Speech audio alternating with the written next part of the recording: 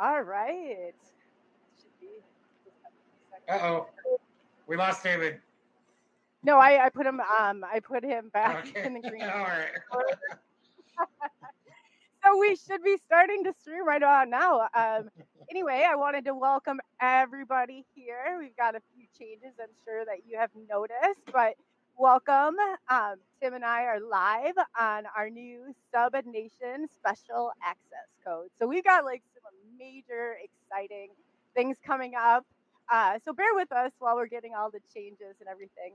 Also, a huge shout out to our Helix Rock Radio side at rockradio.live, or download our app at both Android and the iOS Apple. It's great. You can listen to us on the go or look at our archives. Also, I'm going to welcome our YouTube live. We should have Twitter streaming live. We've got Facebook streaming live. So we pretty well can see everybody in the chat. If you have questions for our amazing guests, I'm going to tell you about here in a second. Put those all in all caps. So without further ado, I get to tell you, I'm so excited about this guest. And I was able to catch one of his shows, and I made my whole family watch it. I was like, you got to see this guy. He's so amazing. And then he responded back that he would come on the show. And I was like, oh my gosh, this is so cool. So let's enter into the world of the illusionist. David Merlin has been seen on America's Got Talent, so if he looks familiar, Comedy Central, Universal Studios, Late Night with David Letterman, Penn Teller, and countless others. David has performed for other corporate events, cruise lines, fundraisers, and television shows worldwide. He has spent decades honoring his craft, becoming one of the best illusionists, and I have to say that he is in the country. David's new show controls on the world of the mental abilities and those things that cannot be explained. That's like right up our alley, you know? Yeah, he combines absolutely. good, solid illusion, audience participation, comedy, magic, and he is funny. I've talked to him, and a few spooky effects into the complete package. I'll let him tell you, like, he did some really cool things on like designing with the Harry Potter for Universal Studios, and just some other really cool things about him. Not to mention, he got to see the Annabelle doll that I have been literally dying to see. So, Tim, do you want to introduce yourself, since I kind of just, took over there for a second before we bring Merlin on? Tim Stressenreiter. I'm a longtime paranormal enthusiast, UFO witness, and I've just been following these podcasts for a couple of years now, and here I am on screen. How did this happen? I don't know. I think it was always meant to happen. So I'm so used to seeing Tim working the backstage of it, but we're so excited that he's stepping out, and so this is great. This is great. I think that you found your place. So without further ado, oh, I think you did. You did. You're doing awesome. This is technically our second show, so I think that we're definitely hanging in there for our second show and getting everything down. So you're doing awesome. And yes, to everybody in the chat, we look forward to hearing your great questions and everything that's going on. I hope that you enjoy the show. So without further ado, I'm going to bring Mr. David Merlin to the stage. Hey, David. We're glad to have you. Bonjour. Yeah, Bonjour. I was bragging. I think you could probably hear me backstage. I said, "Oh man, I happened to catch one of your shows, which I told you about, and I made my whole family watch it. I was like, you guys have to see this guy. He's absolutely amazing." He's and amazing. I remember yeah. So we're so excited to hear. I know you probably, we wanted to get you out here before you disappeared on us, but please go ahead and brag about yourself a little further. I started to talk about the Harry Potter stuff because that's pretty exciting. But yeah, go ahead. Take it away. Yeah, the Harry Potter thing came about when I was in San Diego, California. I was performing at the convention center there for the Acura car show. And this was in early 2000, so it's been a while. And so all the dealers from around the country were there, seeing the new products. And they always, have big acts and things like that. I mean, they spend a lot of money on those conventions like that. So after the convention, the producer that had hired me to come in, he asked me, he said, listen, I've got this thing coming up at Universal Studios in Hollywood in 3 weeks. And he goes, I'm kind of panicked. I don't know what to do. They're wanting me to help them pitch the idea of a theme park attraction. And he said, I think it might be right up your alley. And I said, well, what is it? And he said, it's going to be a theme park that is based around a boy wizard. And I'm like, okay. He said, and it's based on these books. And at the time, there was 3 books out, and I think the 4th was about to come out. And I said, what's the name of it? He said, Harry Potter. And I said, I've never heard of it. So when this was in 2000, so a lot of kids had already been reading the books. But I was clueless. I knew nothing about Harry Potter. So he says, can you help me out? And I said, well, I'm going to need to research this. I don't know anything about it. And he said, well, there's 3 books out. And I want to say, I can't remember if the 4th one, I think that was The Goblet of Fire. I think it was about to come out. I can't remember exactly.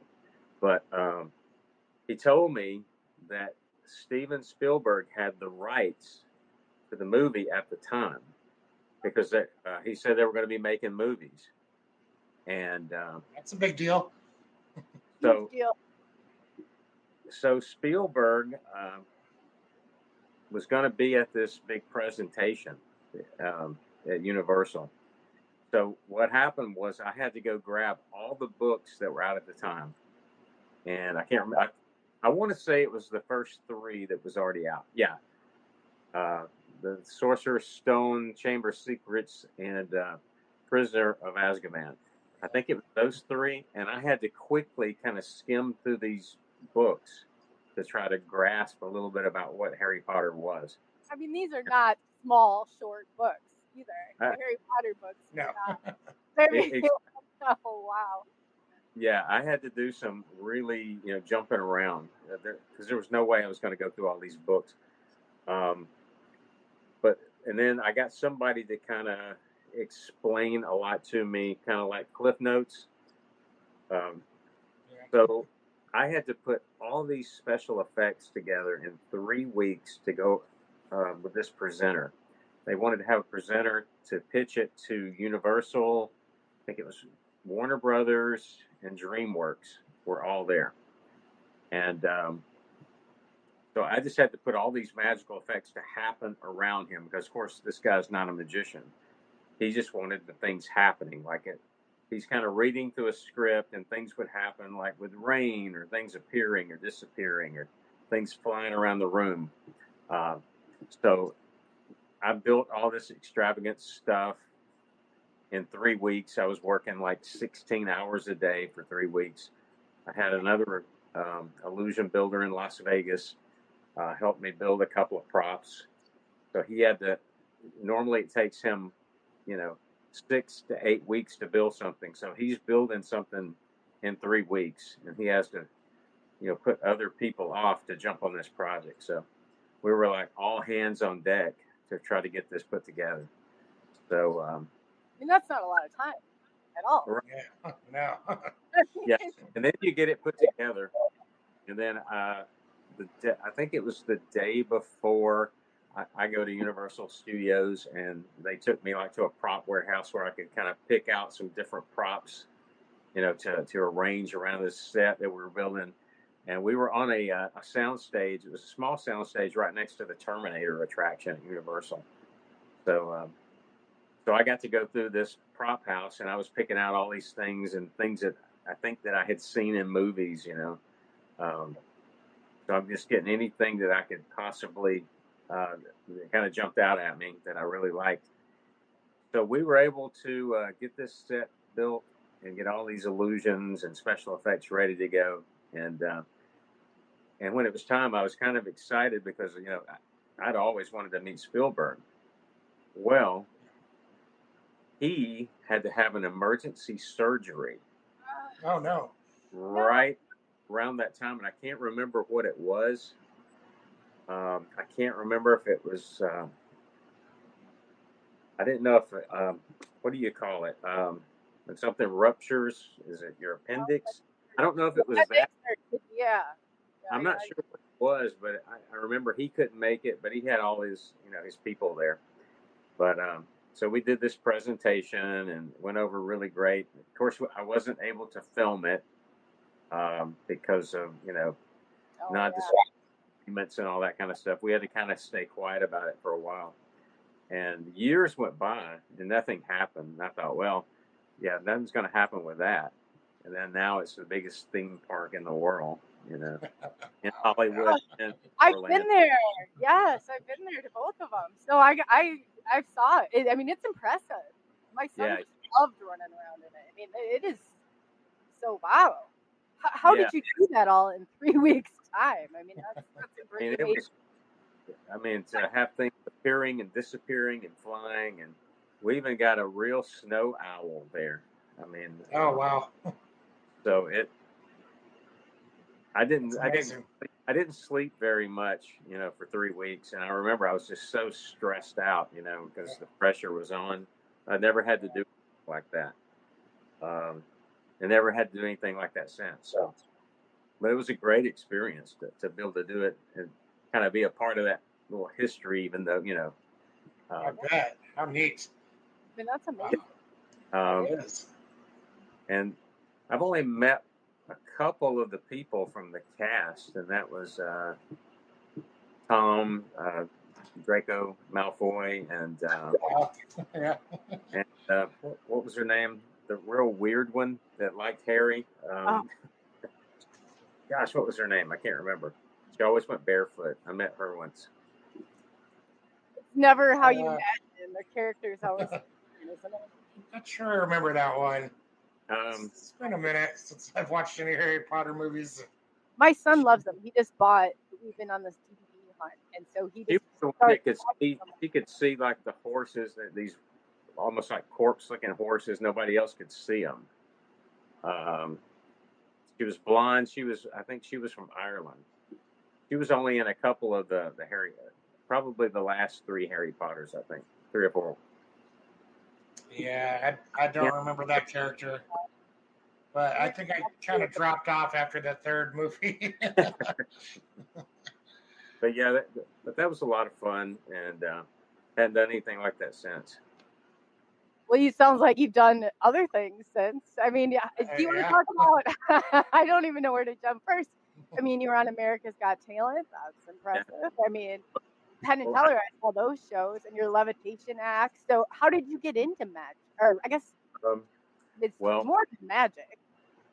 I got into magic kind of by accident. It was more like a friend of mine was into close-up magic, and I'm from a small town in Alabama. It's called Sylacauga. It's the Indian name, means buzzard roost. The actor Jim Nabors is from here. We have the whitest marble in the world mined right here in town. And this is the only place in history on Earth that a person's been struck by a meteorite. I heard about that. I know.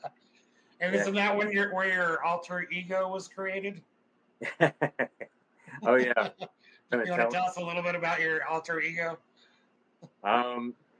Well, that happened also kind of by accident. America's Got Talent wanted me to actually create some kind of a character, something different for the show. Okay. And a lot of these TV shows, I will tell everybody, they are not as they appear. They are television shows, and they are to get you right. And sometimes when you think it's a real competition, maybe not. Maybe not all the time. A lot of this stuff is scripted, and the executive producers kind of script what they want to happen. They tell people like Simon Cowell, this is kind of what we want to do with this person, this person, this person. So it's not always as it appears. Television is an illusion. It's to get you to watch. These reality shows are not reality for the most part. Right. They are scripted. But anyway, they wanted me to come up with a character, and I had already invested in a couple of silicone masks at the time. And these things are very realistic looking.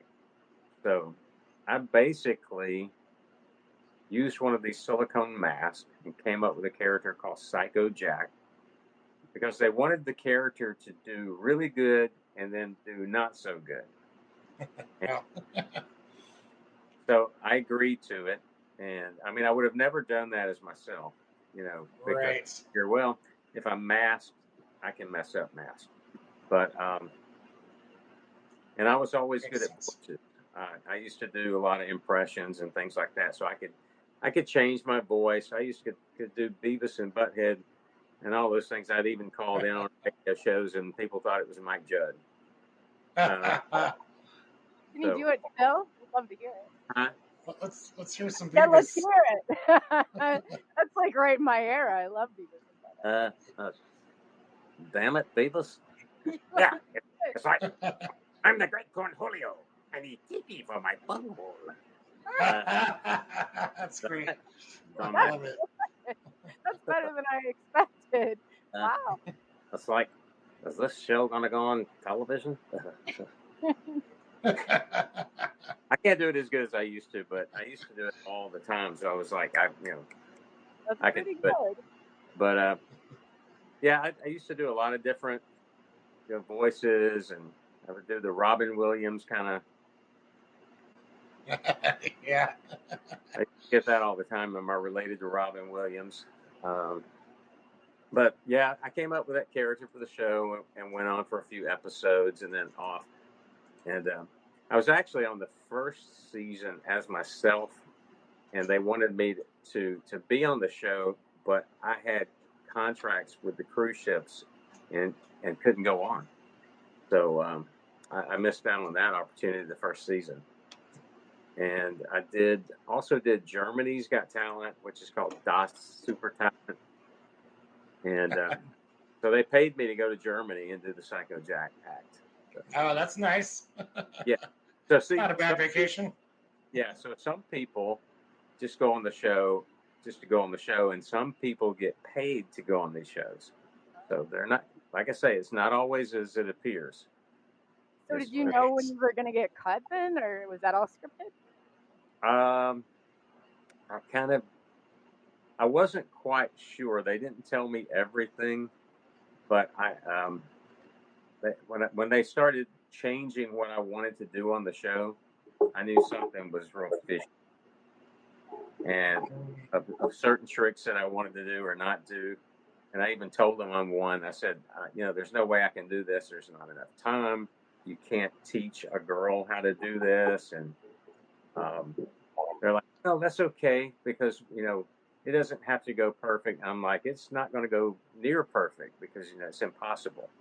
So that's when I knew that it was time for Psycho Jack to leave the show. That I'm going to get written out. But yeah, it's kind of disappointing though. Like if you think about it, I didn't know that. Yeah, I would love to maybe do it again as myself with this kind of stuff that I'm doing now. Maybe I'll present them something in the future, but we'll see. But I've did some other fun television shows through the years. I did some stuff on Comedy Central. Did the David Letterman show a couple of times back in the day. Last September, gosh, it's almost been a year ago. I did the Mike Huckabee show. And that was a lot of fun. Yeah. I'm pretty sure that was it. And I was on there with the singer Brian White. He had the big hit with Shania Twain from the moment. Oh, yeah. And that was in Nashville. But yeah, magic really did start by accident. I mean, I was just a regular blue-collar worker. I had a little bit of college. I was in the Army National Guard. about 5 years when I was really, really young.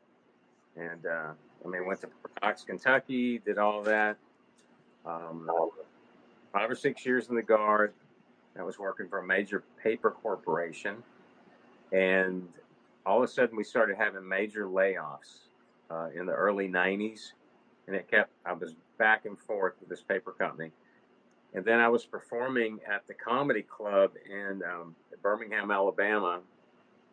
And we have one of the best comedy clubs in the country. It's like 4 tiers. I mean, it's really nice. And I met a guy named Ray Wald. And Ray was known as the pyrotechnic madman. And he did fire, pyro, crazy stunts. And he saw my show and he asked would I come to San Diego for a couple of months and work on some fire magic and stuff for him. Cool. That sounds fun. Oh, wow. Yeah, fire magic. What could go wrong? Yeah, Right? fire. I had never been to California. I'd been to Las Vegas, on vacation, but I thought, well, this is a great opportunity. And so I went cross country to San Diego, and we became really, really good friends. And his wife actually was a singer on the Benny Hill show in the early days. Oh, really? And, yeah. Really? We all became really close friends, and I worked with Ray for a couple of years, and then I decided to go back out on my own and start doing, the big illusions again.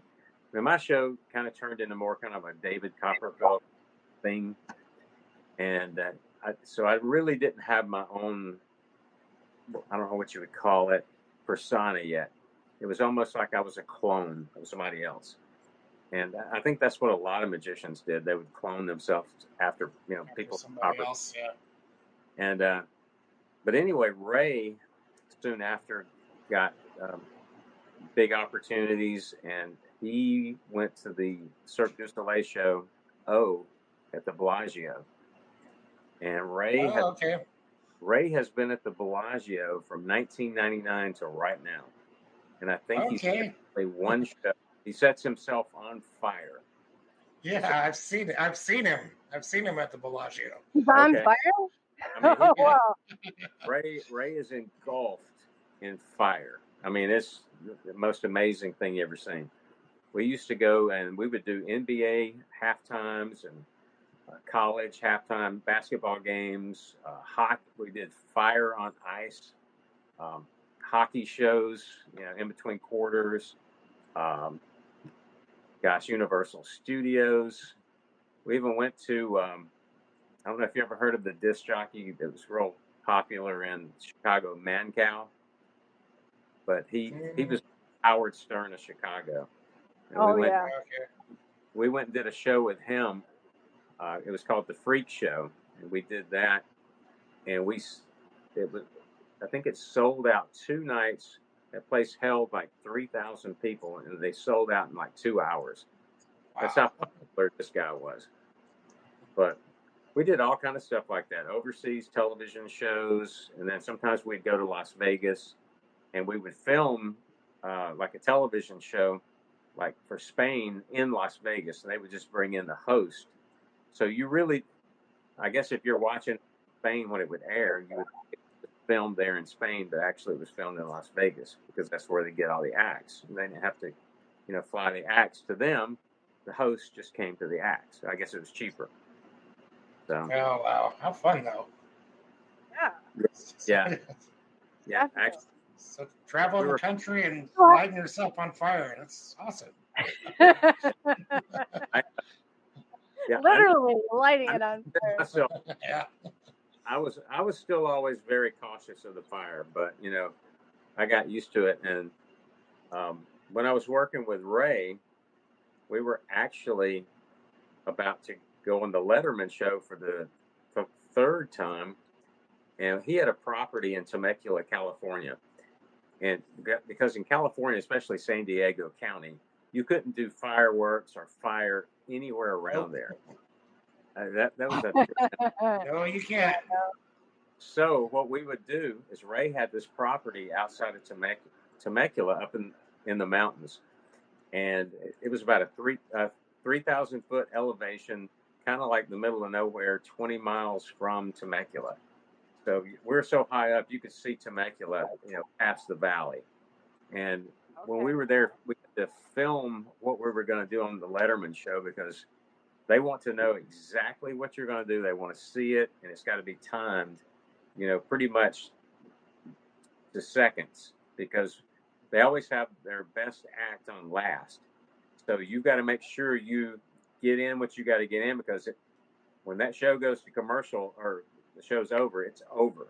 So you've got, you got to time it just right. So, so we're filming everything. We're going to film everything, the music. And there's a boulder out beside this cabin that he's got up there. And that's where we used to shoot all our demo videos, in front of this big giant. It was probably 15 feet wide, 15 feet tall. And we would set up halogen lights out there, and we would shoot it at night, so that you could really see the fire really good. So that was the night that I saw my first and only UFO ever. Oh, really? Yeah. Oh, wow. Interesting. I didn't know that. I'd like to hear more about that, because I live in that area. That's where I'm about 40 minutes away from Temecula, right here, where I'm at. So. Where are you at? I'm in a little town called Anza. Anza. Yeah, it's like if you're going from Temecula to like Palm Desert. Okay. You would pass through Anza on your way, and if you blinked, you would miss it. But okay. We do have a lot of UFO activity out here too, so I'd love to hear about what you saw. Yeah, well, we were up there getting set up during the daylight hours, and we had got everything set up, all the props ready, halogen light set up, camera set up. And back then, like this was in 1997 when this happened, we had one of those big RCA cameras. VHS, RCA. Yeah. Had that thing. Yeah. So, and the cabin that he had there was really small. I mean, it was probably 20 by 20, something like that. And he just basically had bought that property to store stuff in a shed that he had, and then to shoot videos, and just a place to kind of get away, because there was hardly anybody living up on that mountain. He had one neighbor, that had one of these airstreams, a couple of 100 yards away. But Ray had all this property, and right straight out in front of him was just like the valley, and you could see Temecula in the distance. And behind us was a huge mountain. And in the wintertime, it stayed, covered with snow. I mean, that mountain's probably a couple of miles high. So that one particular evening, and this was in, I think it was February of 1997, because I remember it was, whenever it happened, it was within a couple of weeks of when the Phoenix lights happened. Oh, wow. Okay. And I wasn't, at the time, a big UFO guy, at all. I didn't really research that kind of stuff or anything like that. But that particular night, we're in there getting this pyro stuff ready inside the cabin. And we were almost done, and Ray said, we about got this wrapped up. He goes, if you want to go out and just take a quick check and make sure we got everything ready to shoot, because we're going to have to shoot it and try to get back to San Diego at a decent hour, and then mail that VHS off the next morning. And I said, okay. So I walk out the front door of the cabin, and when you come out the front door of the cabin, it's actually really it's the back door, and there's a porch, because you look straight out and it's Temecula lights in the distance. And I kind of got off the edge of the porch, and I just kind of looked up, because it was a real nice evening. All the stars were out. I don't think the moon was out. And I happened to look off to my left, and I saw a light, and I thought it was just like a airplane, airliner coming maybe towards Los Angeles or something like that. And there's two hills to my left, So I saw the light kind of at the one hilltop, and it's kind of moving toward the other hilltop. And that's when I thought, well, it's just, it's an airplane. I'm just kind of seeing the lights at the right angle, and it looks bright. Yeah. So when it gets over the other hilltop, it stops. And it's just, and I thought, well, that's odd. I said, well, maybe it's a helicopter. And I thought, well, it can't be a helicopter. I mean, you'd hear it. I mean, because it's so quiet up there. So then, it goes back to the first position over the other hilltop and stops. And I'm just like, what is that? And that's when I yell for Ray. So I yell his name. He's like, yeah, what is it? I said, come out here. He said, what is it? I said, come look at this thing. There's some up in the sky. So as soon as Ray opens the door and the light kind of escapes the cabin, this thing drops behind the hill. Oh, wow. Just out. I mean, just. And I'm like, okay, you're not going to believe this, but this is what happened. So I told him everything I just saw. And he's like, well, my neighbor Brian over here said he's seen stuff up here in the sky that he can't explain. And we talk about it for about a minute. And then, of course, we're on a schedule. And he's going to have to go back in and finish that up. And I'm still sitting there just like wondering what this got through seeing. So I just have to kind of brush it off. And I'm thinking about it. And I'm turning. I'm going to my right. And to the boulder, it's probably, I would say, maybe 40 yards away, 40, 45 yards. I'm kind of walking toward that way, and I'm looking out over the valley, and there it is again. This time it's out over the valley. It's just, just out there. It just looks like a big bright light, kind of an amber color. I mean, when I first saw it, I did think, well, could that be? That's not the evening star. It's way too bright. I mean, it was probably, I would say, 2 to 3 times the illumination of the evening star. So when I see it again over the valley, I'm just kind of frozen looking at it. It's not moving. You can't hear a sound, nothing. And that's when I got the idea. There's a camera set up over there.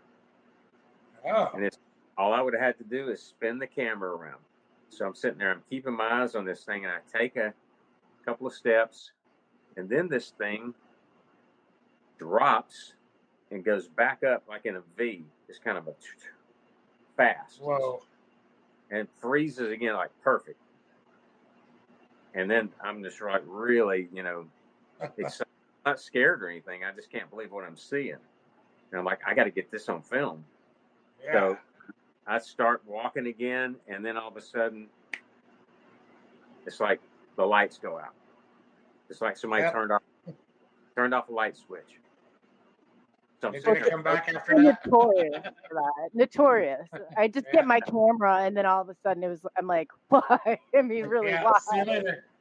So whatever it was, when I yelled for Ray to come out, that thing hid because it wasn't going to let another set of eyes get on it.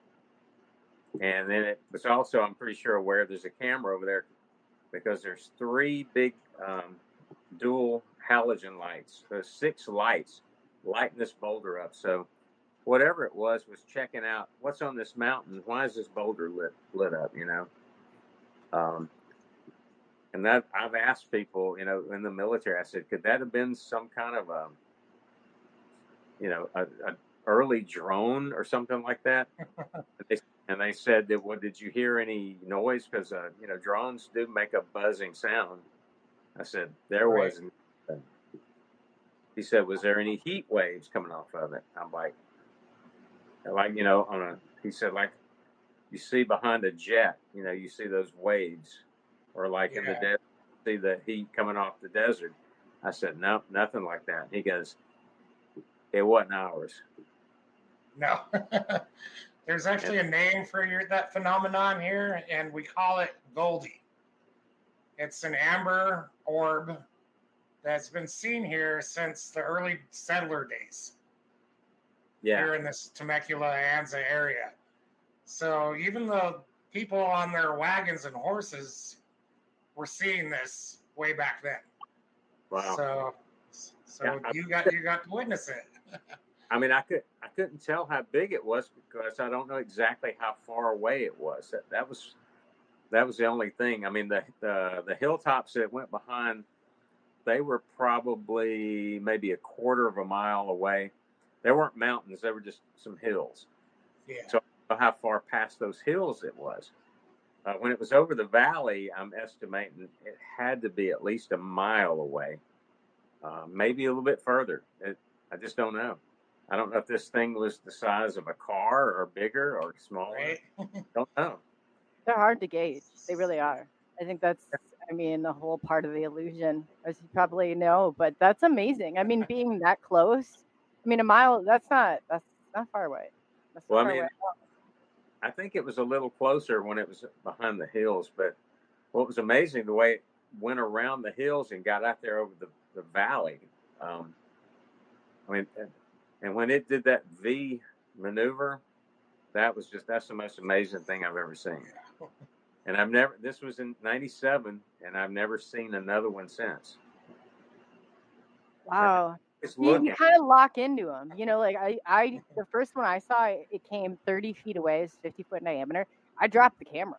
I mean, you think you would have the camera, I had it in my hand because I was taking pictures. I dropped that sucker and I just, was like staring. I mean, they kind of lock into you, you know? Yeah. So what was your experience like? I mean, that's pretty, I don't know. How would you have described it physically? Were you like moved by it? Were you, some people, there's all sorts of different reactions people have. I mean, I was amazed and puzzled, I guess. But ever since then, it's just like, I can't forget it. Once something like that's happened to you, you never forget it. And you're always looking up in the sky. Like every time I go out, I'm always looking up because that night, look up, I was just kind of stargazing as I walked out of the cabin when I saw it. And so you're always thinking, maybe it'll come back. But that's when I got really interested in the subject, and I started reading, books on it, and studying about Area 51 and all those places. I actually went out there one night just out of curiosity. That was cool. That was back. Isn't it crazy? I bet everybody will tell you that after they experience something like that. I was the same thing. All of a sudden, I'm reading physics, and I'm like, anything UFO I could get my hands on. I just it was just something so unbelievable. And you can't deny it when something is that close. Like, it's not like, no, you saw what you saw, and you saw what you saw. So that's like super amazing. But yeah, go on. Wow. I mean, because in 1997, my vision was 20/20. It was good. Because there's people like, could it have been a satellite? I'm like, no. This was something of substantial size. It was a lot bigger than a star, anything like that. And the way it moved, and it was quiet. And when I was living in San Diego, well, the guy asked about it. He was actually at this. It was I can't remember if it was a bar or it was some kind of club that all the pilots and stuff would go to. And this girl had invited me there one night, and she had introduced me to the guy. He was a Top Gun pilot. It was there in Miramar, and he was the one I was asking about it. He's like, yeah, they see these things, and he didn't know what they were. They, speculations, but he just said whatever they are, they're definitely not ours, and they're not Russian MiGs, and because this is back in the 90s, mid 90s. And then I've met this one guy that was on a red eye when I was coming from Las Vegas back to Alabama one time. because I was about to go out on the cruise ships and I was going to come visit family. So when I was going back to Las Vegas, I think I had got on a flight in Dallas or somewhere on into Vegas. And there was a guy sitting across from me. There was only maybe 20 people on this flight. There was hardly anybody on it. And I heard the flight attendant saying, "Oh, that guy over there's from the White House." And he had some kind of credentials. You know, he was, I don't know, I can't remember. I wish I would have had a camera phone back then. I'd been snapping all kind of pictures. And he was sitting in the aisle from me. And he was having a few cocktails that night. And then I found out he was working for the Clinton administration at the time. He would go to places that the president was going to be going to for an event, and he would pretty much map out, I guess, the way they're going to get from point A route. all the routes. Yeah. He was kind of explaining a lot of it to me. Some stuff he couldn't tell me. I guess it's, you know, secret, but that was his job. And then, of course, I asked him, "Well, have you ever been to Area 51?" And then he kind of looked with a real serious face and said, "Twice." And so I get talking about things, and at first I'm like, "Is this guy, you know, is he BSing me or is he real? You know, I don't know." But so we talked about a lot of different things, and then I asked him about the Phoenix lights and all that kind of stuff. And I said, you know, the military said it was flares, and he goes, "Well, they panicked. They didn't know what to say." And I'm like, "Well," so he was honest. I mean, that's unusual in itself, right? So what was it? And he goes, "It was a spacecraft." And I do remember during the conversation, I'm kind of like, "Now, how are you able to tell me all this stuff?" And he goes, "Because if you tell anybody, who's going to believe you?" Right. I said, "Well, that's what year would this been in? Because he's probably right. That was probably their tactic. This was in 2000. This was in June of 2000. This was like several months after the Harry Potter presentation. And so that was an interesting conversation. I wish, you know, there's a lot of it I can't remember because it's been so long ago. And then I also got to talk I did a show in Roswell, New Mexico, and this was cool. This was in 2004, 2005, right in there. And the lady that was over the Roswell Country Club that I was performing at, she wanted to introduce me to somebody because I had asked her earlier that day. I was asking about, you know, the Roswell incident and everything.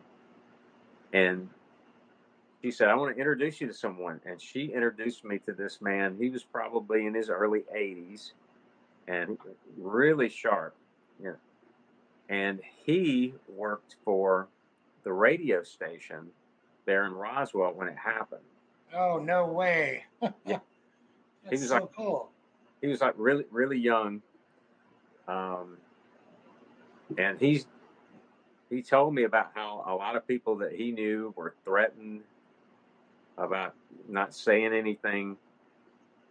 Because I said, you know, I'd heard there was a lot of death threats. And he said, "Oh, yeah." He said that people were absolutely, you know, terrified that if they opened their mouth, that somebody was going to come and get them. Never be. He That's said amazing. I can't remember what his name was, but he was depicted in the movie Roswell. I don't know if you ever saw the movie. It had a Dwight Yoakam. Yeah, I've seen it. Mac Brazel. Yeah. Yeah, I remember the radio guys. I don't know if he was. I don't know if he was in there when Mac Brazel was doing the interview. I don't even know what this guy's job was. I just remember saying it, and it was so long ago, and it could have been the newspaper that he worked at. I'm kind of conflicted, radio and the newspaper. But it was one of the two. And he's told me, he said, this absolutely happened. He said he knew people or knew of someone that had saw the body at the airbase.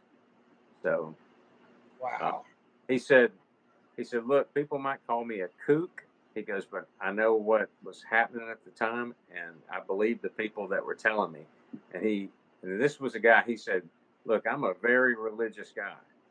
And he goes, and I'm not the kind of person to make things up. It happened. He goes, and I just remember the words when he said, people might think I'm a kook, but I'm not. Oh, yeah. Oh, they love to do that. Well, Rather be at that, yeah. Yeah, for him to be at that age and be sticking to a story like that. Yeah. You gotta take his word for it. I mean, and back in those days, people probably would when you tell them. Like I told several people about what I saw, and they're just kind of like, I did one radio show, and I remember the host saying, "Were you drinking at the time?"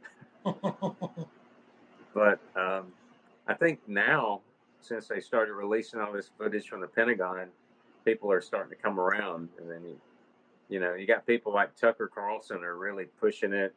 Joe Rogan, he's real interested in it. Lex Friedman, all those guys, and Chris Mellon. And then you got. I mean, there's definitely something happening. There's definitely a shift. Definitely. I mean, when you got David Fravor, the Top Gun pilot, coming up that saw the Tic Tac, and it wasn't just him; it was the person in the plane with him and the other two people in the other Hornet. So, did she disappear on us? Nope. No, I'm here. I'm sorry, my cam just shut off for a second. Yeah, there we go. So it's really interesting, and I was friends with or became friends with Art Bell before he passed away. Oh, really? Yeah. Wow, there's a lot of Art Bell fans. I mean, Art Bell's a legend. That's a really He's cool. a legend, yeah. I back when I was developing my new show, which I called the Paranormal Show, because I was kind of getting away from the old style of magic and the David Copperfield stuff. Yeah. And I started putting this new kind of show together with the mentalism, the mind reading, the predictions, and still having some illusions, but not using, assistants or anything. I would have the things happening to me and to the audience. So when I was putting this together, I thought, I should approach Art Bell with this, because that would be fun to maybe do some theater shows with him as a host. So I had written him an email, and I sent it out, and I thought, I'm probably not going to hear from him. The very next day, I get a phone call, and a 702 number pops up, and I thought it was my friend Ray, the fire guy from Las Vegas. I said, "Hey, Ray, what's going on?" And he goes, "This is Art." No way. I'm like, Art Bell? And then he starts talking, and I hear the voice, and I'm like, that's Art Bell. And so we ended up talking for about an hour, and he's kind of the same guy you hear on the radio. Just I bet. Yeah, just real down to earth, and then we talked again, and we would email some, and he was like really interested in this paranormal thing I was putting together. He thought that was really cool, and then he passes away not long after that, and it was just like, oh. I know, sad day that was. Yeah, the world lost a good person. And you know what, before you go any further, because this is so fascinating, but we're at the top of the first hour, so we have to take a break. And I'm like dying to hear more about this. So is it okay if we let's remember exactly where we're at here, because I don't want you to leave out any details. But Art Bell, I mean, is just like so many people, just a legend at heart. And that's just amazing that right up until the end that you did have communication with him, and how this all got. I just can't wait to hear more about your story. So With that note, everybody, if you just hold on and give us about 5 minutes, we'll be back on our short break. So, as I am technology impaired here, I will get this on really quick. And we're good. Lights in the sky above, questions we can't shove, mysterious stories told, secrets that unfold. Experts share their tales, mysteries in the trails, whispers in the night, aliens in flight. Oh, UFOs aren't real, tell me what you feel. Aliens unseen, paranormal dream.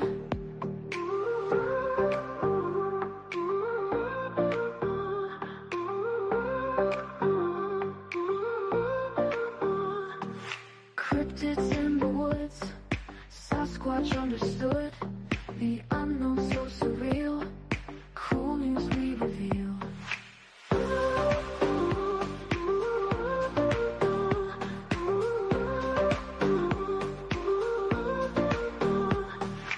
Experts talk and share, mystery everywhere, beyond the skies we gaze, eerie endless maze. Oh, UFOs aren't real, tell me what you feel. Aliens unseen, paranormal dream.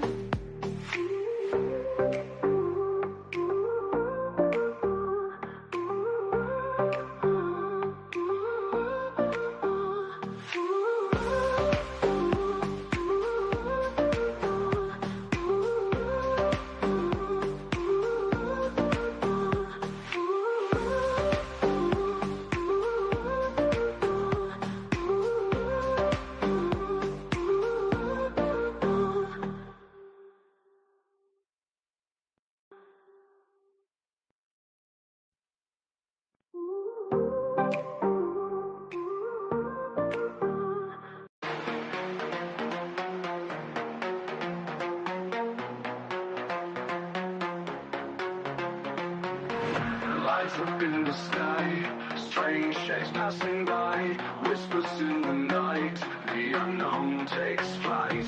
Aliens and dreams, paranormal streams, secrets in the mist, hidden truths persist. Tell me what's up there, secrets we can share. UFOs and stars, mystery so far.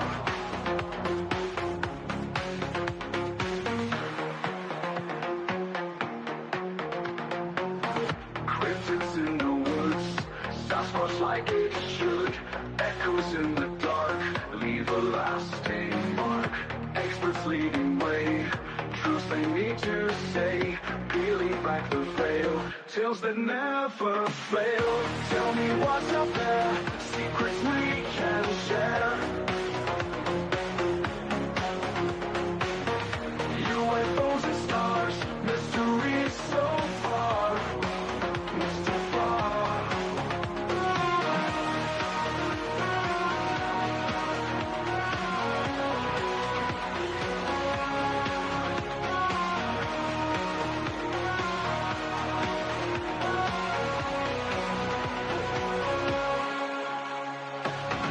Cryptids in the woods, Sasquatch like it should.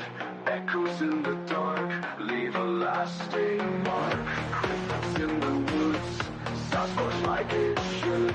Echoes in the dark, leave a lasting mark. Cryptids in the woods, Sasquatch like it should. Echoes in the dark, leave a lasting mark. Cryptids in the woods, Sasquatch like it should. Echoes in the dark, leave a lasting mark. Cryptids in the way, truths they need to say. Peeling back the veil, tales that never fail. Cryptids in the woods, Sasquatch like it should. Echoes in the dark, leave a lasting mark.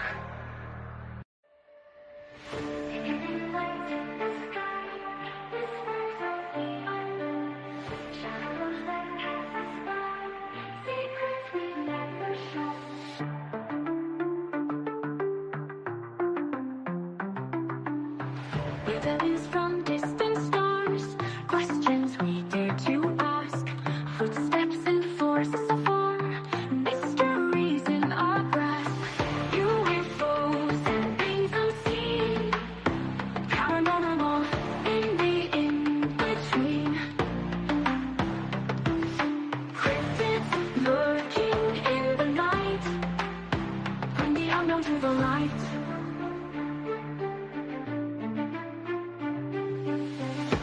Tales of Sasquatch roam, legends of eerie moans, footprints that lead us home, signals from cosmic zones, aliens and haunted ground, phenomena all around, lost truths waiting to be found. In silence, there's a sound. UFOs and things unseen, paranormal in the in-between. Cryptids lurking in the night, bring the unknown to the light.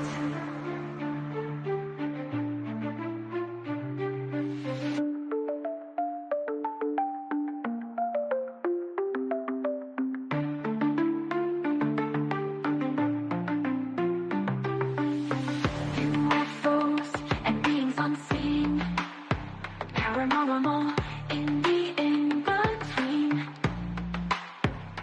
Cryptids lurking in the night, bring the unknown to the light. Cryptids lurking in the night, bring the unknown to the light.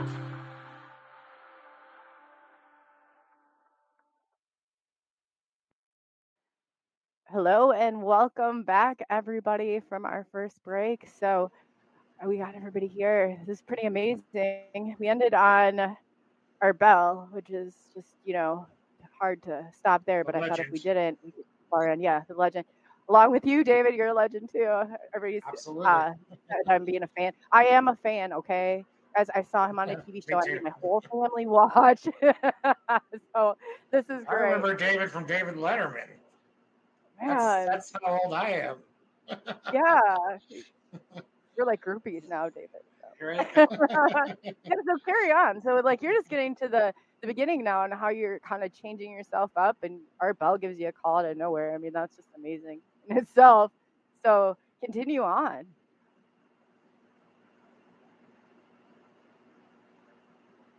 You're muted. Yeah, Dave's muted.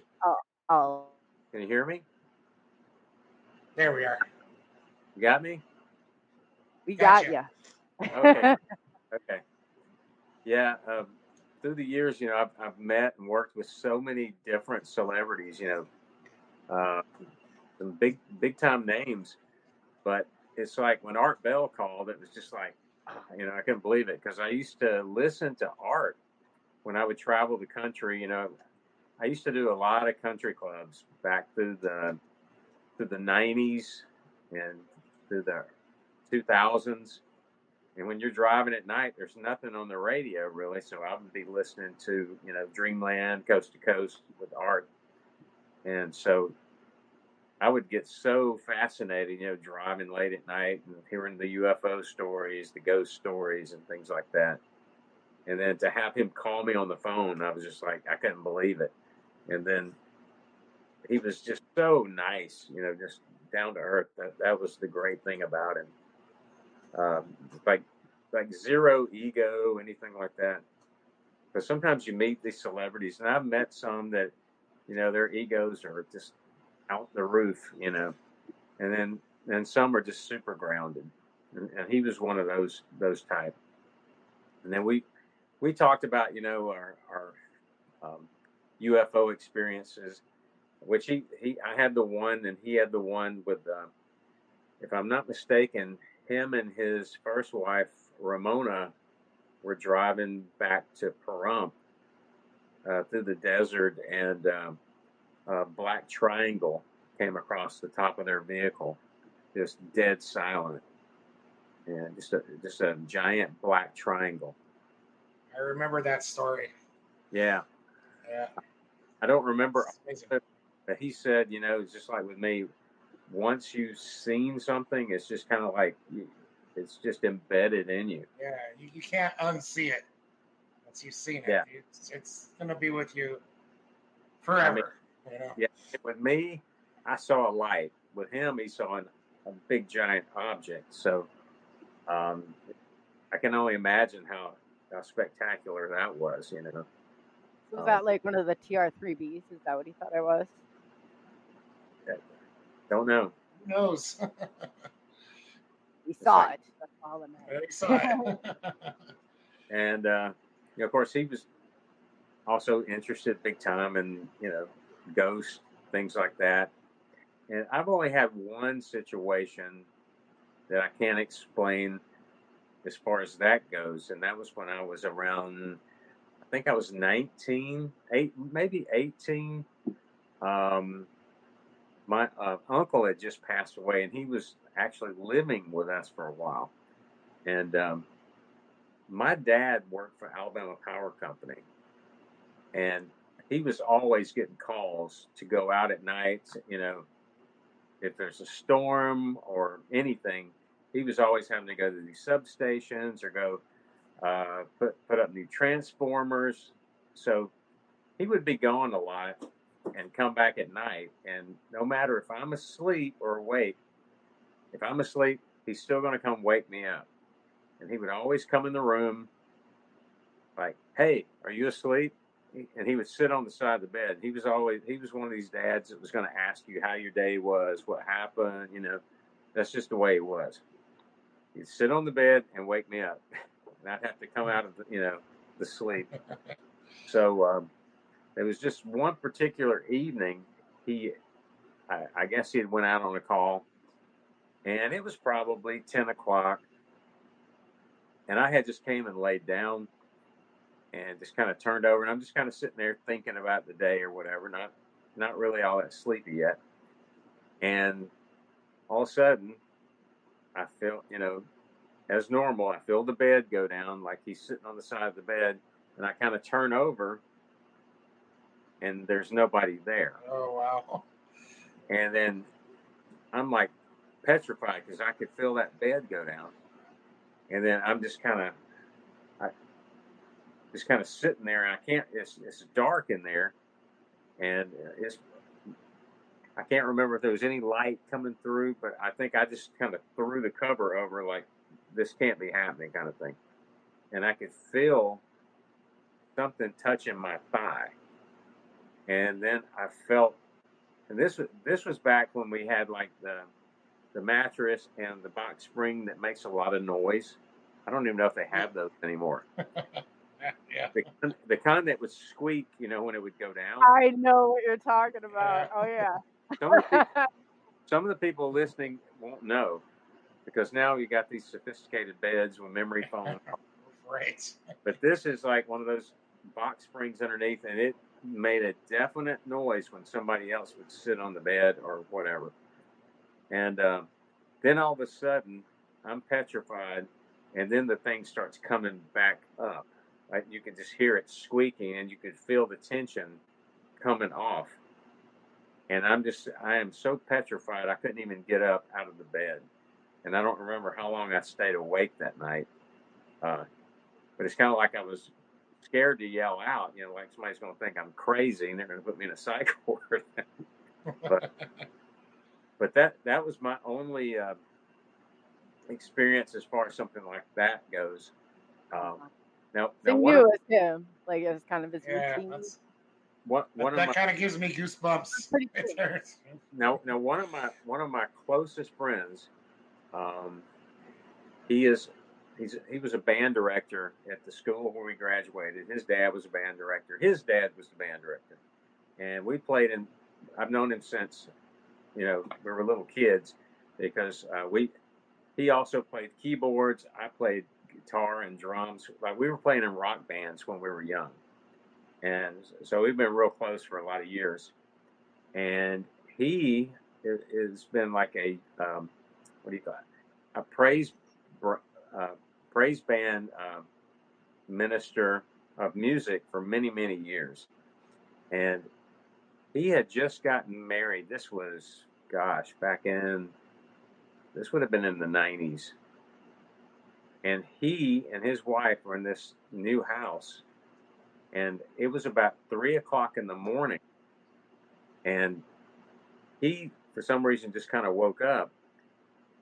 And his vision was a little bit blurry. He said he remembered that you could kind of see in the room. I think it had one of those clocks, I think, that's red to kind of, give off a little bit of light. And I think you could see a little bit of light coming through like the blinds from a street light outside. But he said he looked at the foot of the bed and there was somebody standing there. And then he said his vision started getting a lot better when he saw him, because he thought, oh my God, there's an intruder in the house. Because all he could see is just the shadow. So he starts to punch on Katie that's right next to him. And he's whispering to her, like, Katie. And she's like, what? And he's like, look. And whatever it was coming around the foot of the bed toward Katie's side. And Katie's seeing this thing, and then Katie all of a sudden screams. And so David's over on this side, whatever it was is on that side. He jumps off the bed, hits the light, nothing there. And they go through the whole house. The doors are locked. There's nothing in the closet, nothing under the bed. And they both see this thing, like a you hear about these shadow people. And he said that's the only time that they've ever seen something like that. These are really religious people, that are in church every Sunday, and they were both just petrified. And they, we talk about it on occasion. And he said at the time it was almost like it was a shadow of a person, but it was, he said when it came around the bed, it kind of looked like it was more free floating, or it wasn't quite the shape of a person, almost like some kind of a mass. He said at first it looked just like the shape of a person until it kind of started coming around the side of the bed, and then it changed a little bit. But she saw it too, so there was 2 sets of eyes on it. And Wow. They can't explain it. And then I've got another really close friend of mine named Greg. And Greg and his brother Brian, when they were living in Mobile, I think they were probably 8 and 10 years old at the time. One of them woke up in the middle of the night and looked to the door, and the door was open, and there outside the hallway was like these blue orbs. He said they were about the size of, like a golf ball or something. Wow. And so I think it was Brian that saw it first, and he woke Greg up, and Greg woke up, and Brian's like, hey, can you see that? And he's looking, and he's like, yeah. And they formed like a triangle, and they're sitting there, and they're both just petrified in their bed. And Greg, he's a little bit younger, so Greg screams like, Mom. So as soon as he screamed, he said those 3 orbs went down the hall, just like fast, gone. His mother comes in there, turns the lights on. They're hysterical, and they never saw it again. But he said they were, I guess, a bluish green kind of light, almost like neon or something. And I actually had heard a story.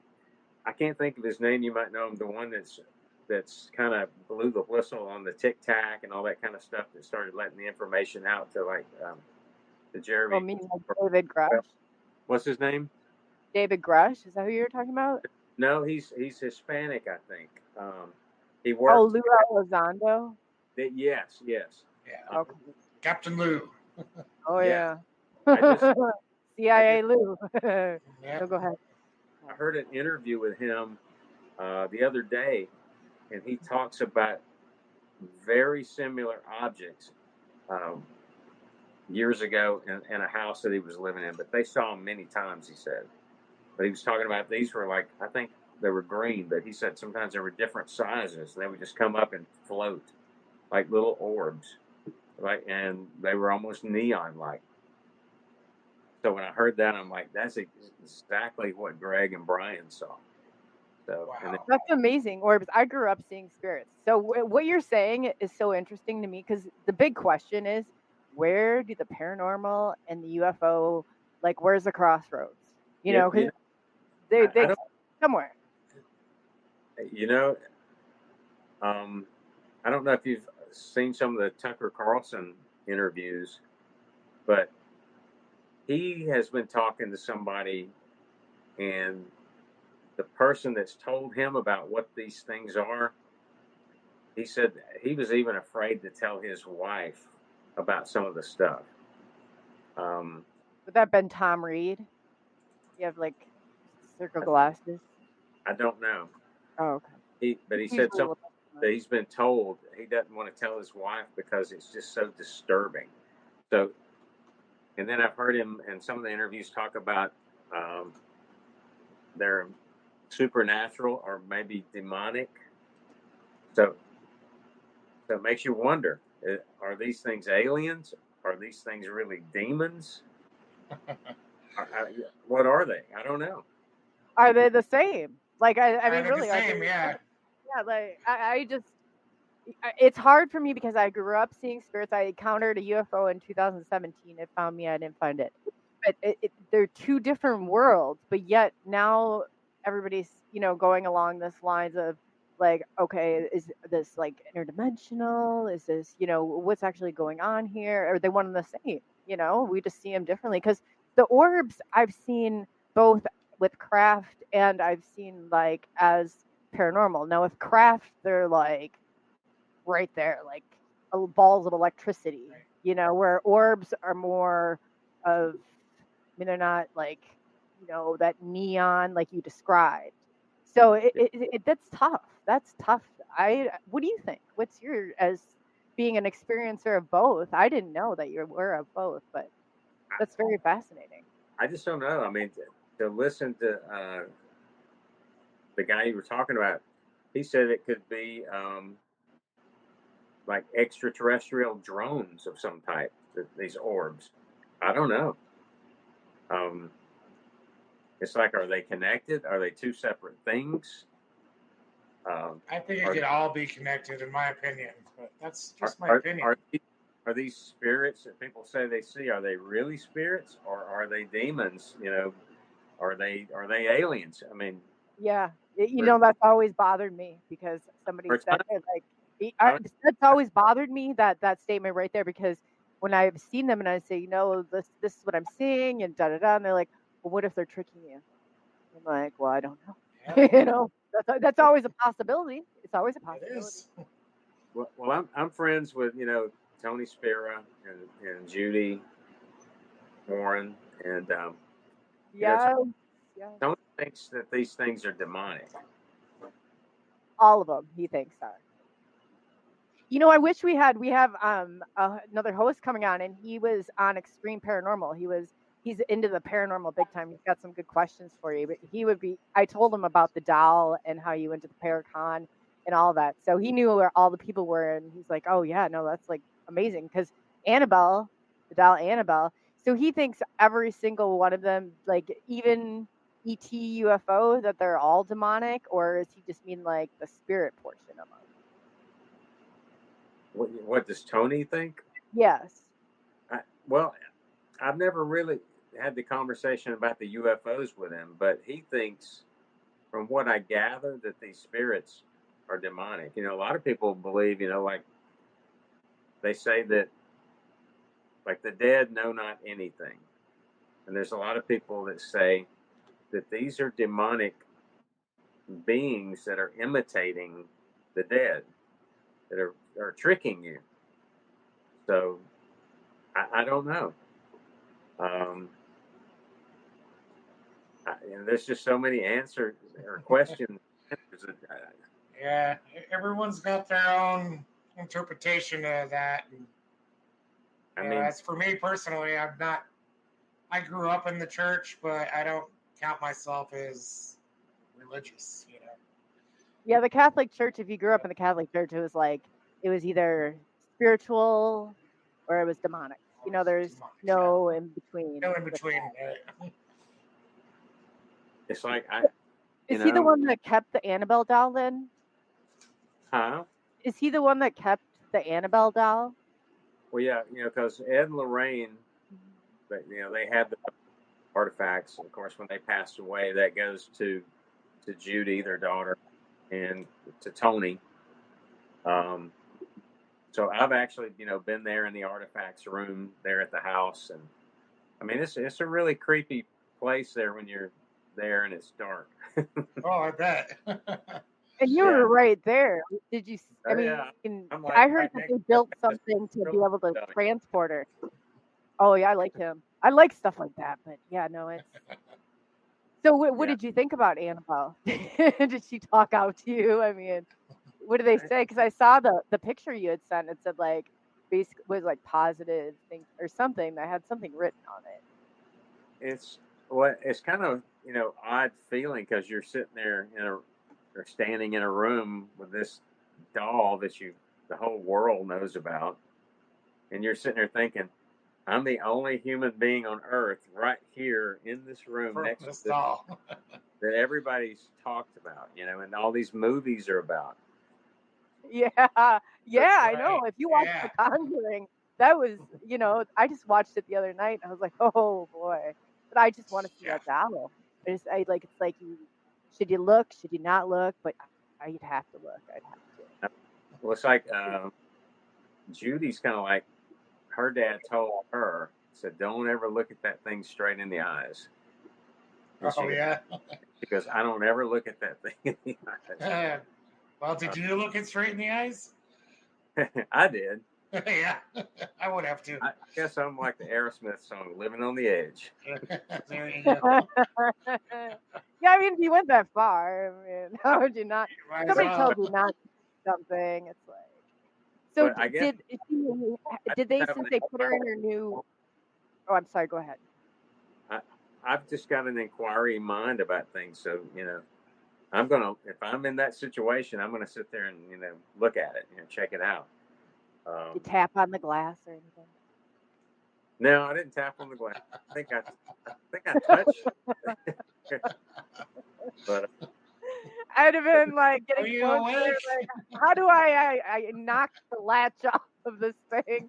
I mean, that's probably where I get myself into trouble. But yeah, so you're left alone with Annabelle, and you stick your hand in or anything. I mean, but Tony says he has a priest coming there. I think about once a month and blesses the place. And he's got a team of people that come in there and do a lot of different investigations. But he's pretty set on that thing's demonic, and I believe that. It's like I don't know if he like believes like strictly in ghosts or just all demons, but just I'm thinking he thinks these things are demonic that people are seeing that are imitating the dead. I'll tell you a funny story though. He gave me a book. I don't know if I got it over there somewhere, but it's the demonologist book from Ed Warren. And I was just kind of flipping through it, and on one of the chapters, it's the Annabelle thing. Yeah. And this was right after I had gotten back from Connecticut, and I was just kind of looking through it, and I was kind of reading a little bit, and I noticed on the page that there was something on there, and I thought, oh, he gave me a book that's got some kind of red marker or something on it, and I looked, and my finger was bleeding. Oh, what? And so there's a blood stain on this book. Oh my God! It's like I couldn't figure out why my finger was bleeding because it was almost like a paper cut or something. I didn't feel myself get cut, but it's right there on. chapter 1 page. Oh, Where wow. Annabelle? What was this before or after you saw Annabelle? And did it happen in the? This was when I got home, and I was Oh, just kind of sitting on the bed, flipping through, and I got to the Annabelle chapter, and I was just kind of reading a little bit of it, and that's when I looked, and I'm like, what is that mark on the book? And that's when I say, oh my gosh, my thumb's bleeding, and Oh, wow. it was just oh my kind God! of, that's weird. That's what You're you like, get for well, looking at your eyes. I you mean, I'm must have pretty tapped on the glass, didn't you? Yeah. You tapped on the glass. but part of me is like, is this some kind of sign? Yeah, Yeah. for real. Oh yeah, she's telling you. Because I'm sitting there by she myself knows. and I'm reading it and I'm bleeding on that particular page, and I was like, that's unusual. Yeah, like what do you do with that? I mean, you have that forever now. Like, I don't Yeah. I should have pulled the book out. It's over there somewhere.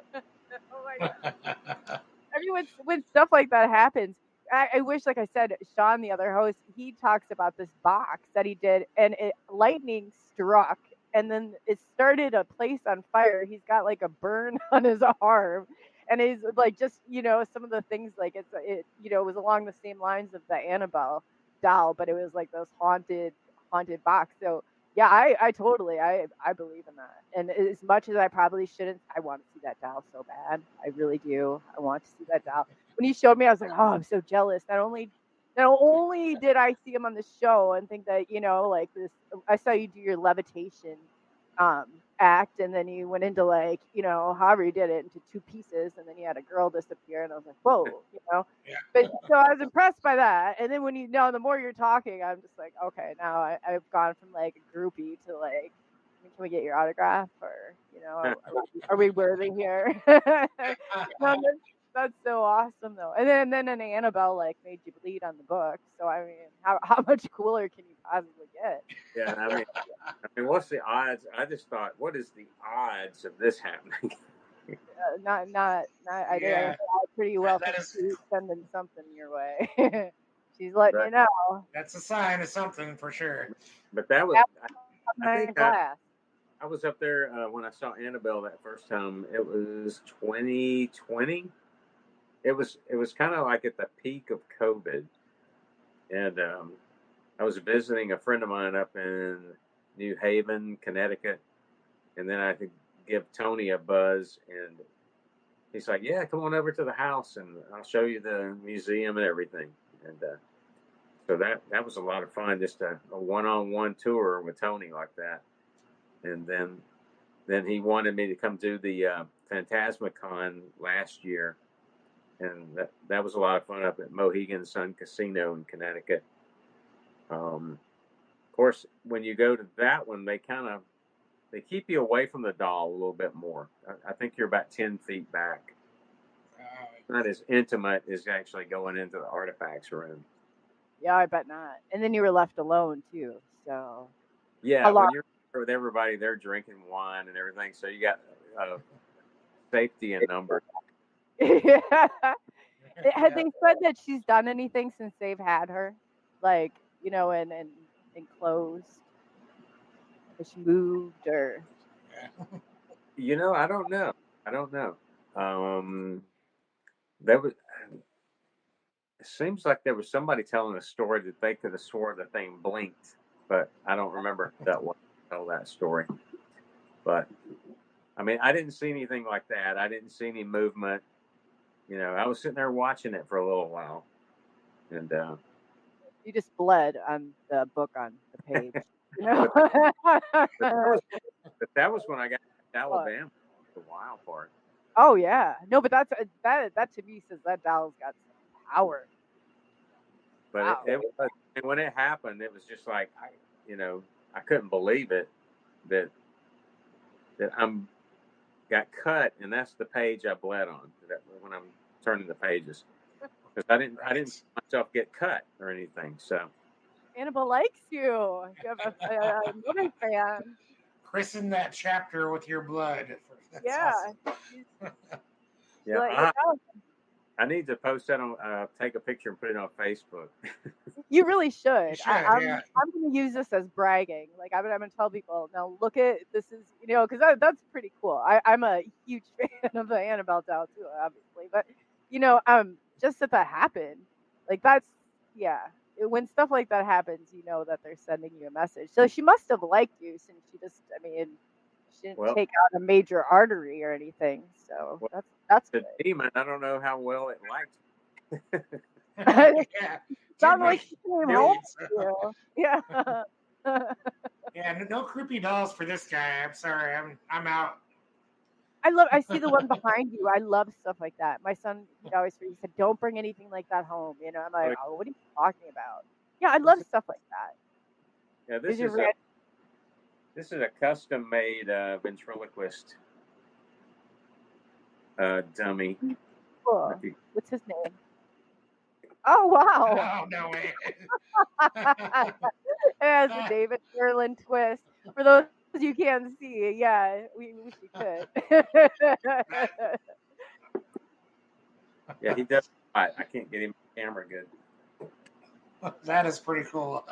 That is cool. Oh, But, wow. Yeah, I'm thinking about putting him in a movie script that I'm been thinking on for a while. Oh, you should. Yeah, I saw that in your bio that you were working on a script idea that you were planning on directing. Yeah, I've got a few different ideas and of different stories, because being that I do special effects and I know about cameras and lighting and music, because I grew up a musician before I got into magic, so. Oh yeah. And before that, you were a bodybuilder. Yeah. I mean, you've worn many hats here, David. Many hats. Yeah, it's like I was a skateboarder when I was a kid. Like I was skateboarding, and we would build these vertical ramps. We'd go to skateboard parks, get in these vertical swimming pools. My friend broke the world record for a handstand on a skateboard when we were teenagers. Oh, wow. That's So impressive. Those were the good old days. I like those days. Yeah, it's like I'm kind of one of those that just loves to do a little bit of everything. So just real adventurous. I still love going to theme parks and stuff. Yeah, I enjoy all that. So my next thing is I definitely want to put together a movie and write it, direct it, be in it, and get some good people and show that you can actually make a really, really good movie without high budgets. Ah, Cool. well, I like I that know idea. some people. If you get it rolling, that if you use the resources, literally, we can. I mean, this community is small. Like, if you tie all that in together, how I have to go back though, like to the illusionist part. Like, can you tell us any of your tricks or secrets? Like, how did you? I mean, are you a mind reader, or do you? I mean, you didn't cut yourself in half, right? Or did you? I don't know. I mean, your levitation thing was top of the line. Yeah, I was very impressed with that. I design and build all my own stuff.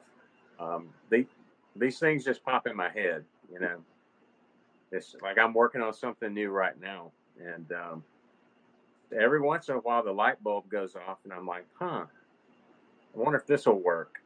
And then so I've got building skills, Yeah, those props are amazing that you built. I'm like, I've been fortunate that a lot of magicians, they have to go buy these things from people, and usually when you buy it, it's a trick that's everybody's using around the world. So it's not like it's really exclusive, It's just kind of a mainstream illusion. And I like to get away from that. I like to do things that nobody else is doing. Because years ago, like I said, I was almost like a David Copperfield clone. doing some of the things that he did, maybe acting kind of the way he did. And I got away from all that and just wanted to do something completely different. And that's when I thought, I'm so interested in the world of the paranormal. Why don't I actually do a paranormal type show where you're using telekinesis, telepathy, clairvoyance, conjuring ghosts. Like I even have a new thing where I did these seances live on stage where you see an apparition. Oh, wow. Oh.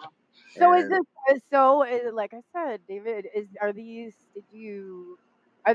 they all illusion? I mean, magic's not easy.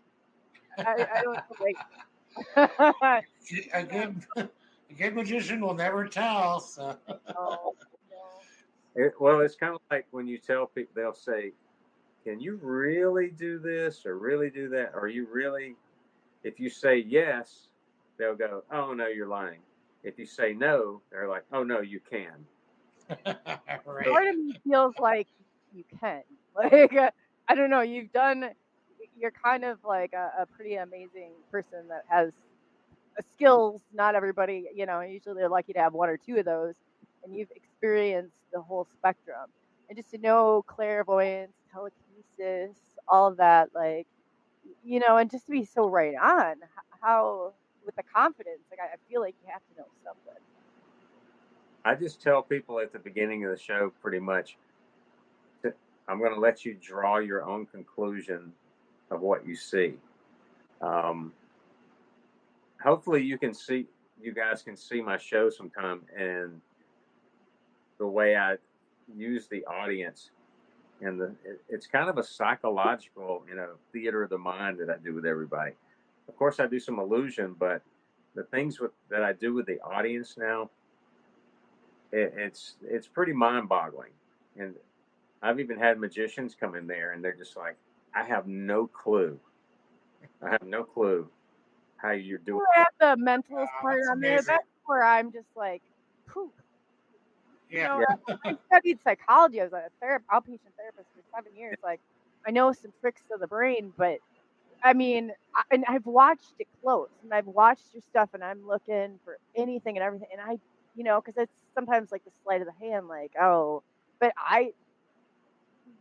And there's some people, and there are some fraudsters out there that will go on tour and claim they can talk to the dead and talk to these family members. And a lot of what they're doing is techniques that I'm very familiar with. And which I don't do any stuff like that because I don't like, I think it's wrong to mess with people like that. But Agreed. to play with their emotions, I think that's very deceptive. And I can just say from the ones that I have seen, they are not talking to the dead. And they're not seeing that one next to that. They're just using techniques. I'll just say that. that's part of what I don't like, because I said that when you genuinely can. That's why I would never do, I tell people things here and there, but I said, if you're sitting there doing a solid reading, you're filling in the blanks, and you're just, I mean, it's going too far with things sometimes. I don't like that either. Yeah. They're watching reaction from the audience. They're like, somebody over here, I can see that somebody here just lost one of their loved ones. They're watching their eyes. If somebody's eyes pop up, like, yeah, there they are. Oh yeah, target. Closer, yeah, and they're like just in their chair, yeah. Because they've got a captive audience of people that have come there that are believers in what they're doing here on stage. So they're preying upon those people. And of course, they're using plants in some cases to make it really realistic. Oh, I believe that. What do you mean plants? The plants Like, are somebody that works for them. Oh, plants! I was thinking like plants. Like, well, I didn't know if you were alluding to marijuana or something. I'm like, Plans. Okay, I Yeah. got it. Or another word, useful stooge, maybe.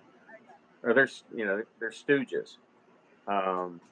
They use that technique, but there's many other techniques, but some of them are just masters of psychology and body language. And in my show, I don't use stooges, or plants. It's like I usually get a big wad of paper, throw it into the audience, and I say, "All right, toss it around. Whoever catches it, that's who I ask questions to, and they'll throw it to somebody else." It's like I like the audience to choose who's going to be called upon, so that it doesn't look like I'm pre-planning this stuff, and it's pretty powerful. But I don't do things like telling people I can see their loved ones and things. Yeah, I'm totally not into doing that. Yeah, that's totally messing with people's hearts, and their and their emotions, to think that they're talking to their grandma and it's really just them making stuff up, So. Yeah. I just don't believe in doing that kind of stuff. Yeah. And I believe there are some people that have visions, and I believe in their telepathy or telepathic kind of things. Like when you're thinking about somebody, and all of a sudden, like this person might live in California and you're in Alabama, and all of a sudden you get a text message from that person.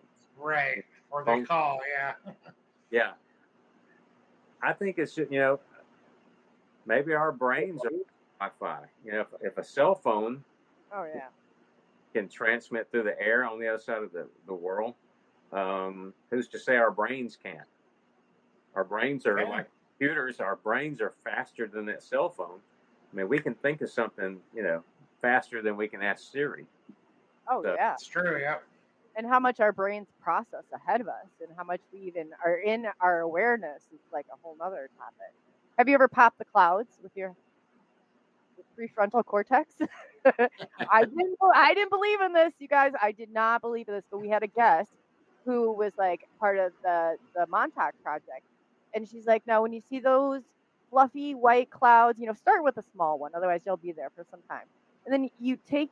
And I'm not joking you. I tried this like 20 times, and every single time it worked. And I had my son stand there and like, Brady, watch this, and other people stand there. So whether it's you envision you going out to that cloud and it popping and pop, pop, pop, pop, pop. That's all I remember saying. So like sitting there, like projecting my brain out to this cloud, and it does go away. So I'm like, so is that an illusion, or is that really, you know what I'm saying? Like, it's like that cloud went away. I mean, 20 of them, I think. One day I was so exhausted because I thought, one of these are not going to go away. Then I went for the big ones. They took a little bit longer, but I mean, it just like stuff like that just blows my mind. Absolutely blows my mind. But try it. You guys try to pop the cloud because it works. It really does. You just have to.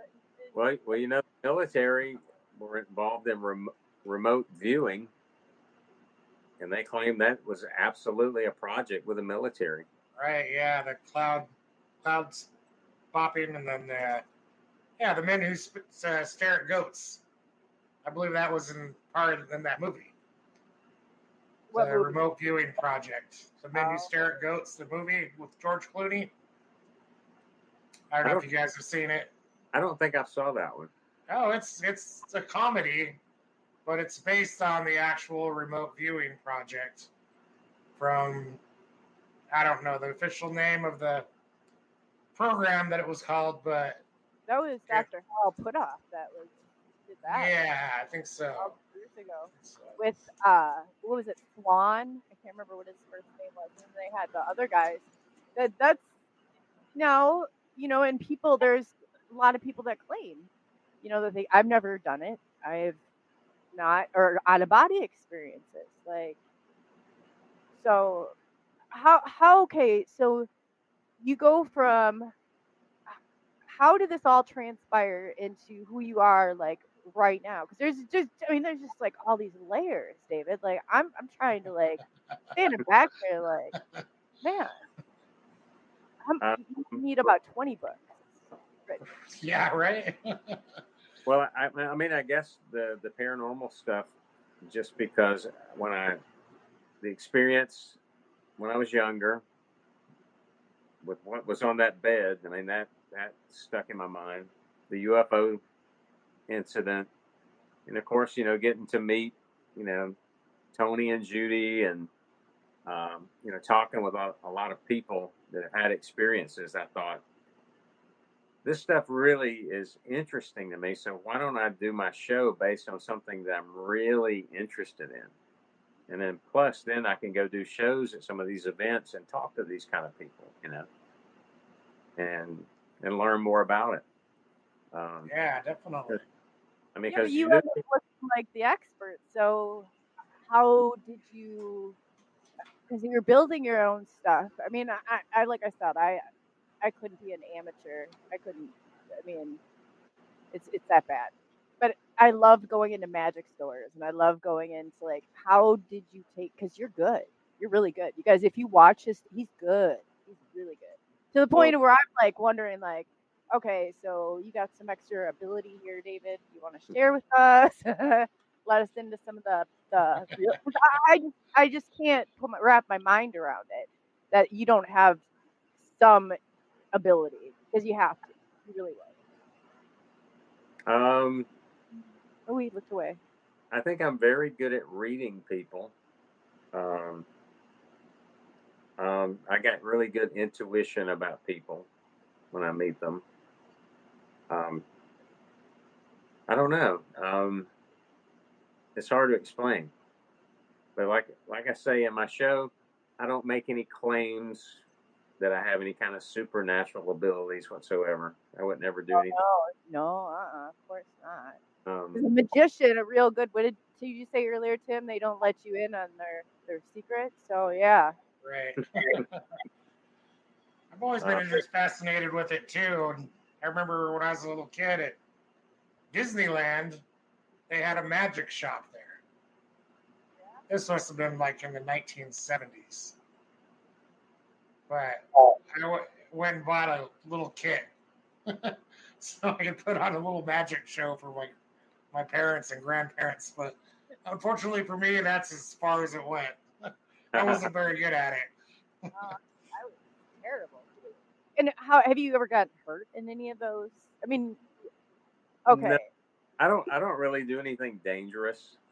You sawed yourself in two. So I saw you in two. Yeah, I'm not an escape artist or anything like that.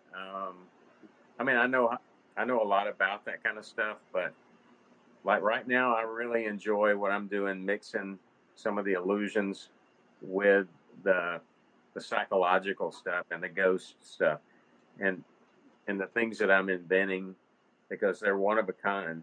This is something you can't go buy. It's just, it's things that I pop in my mind, and I'll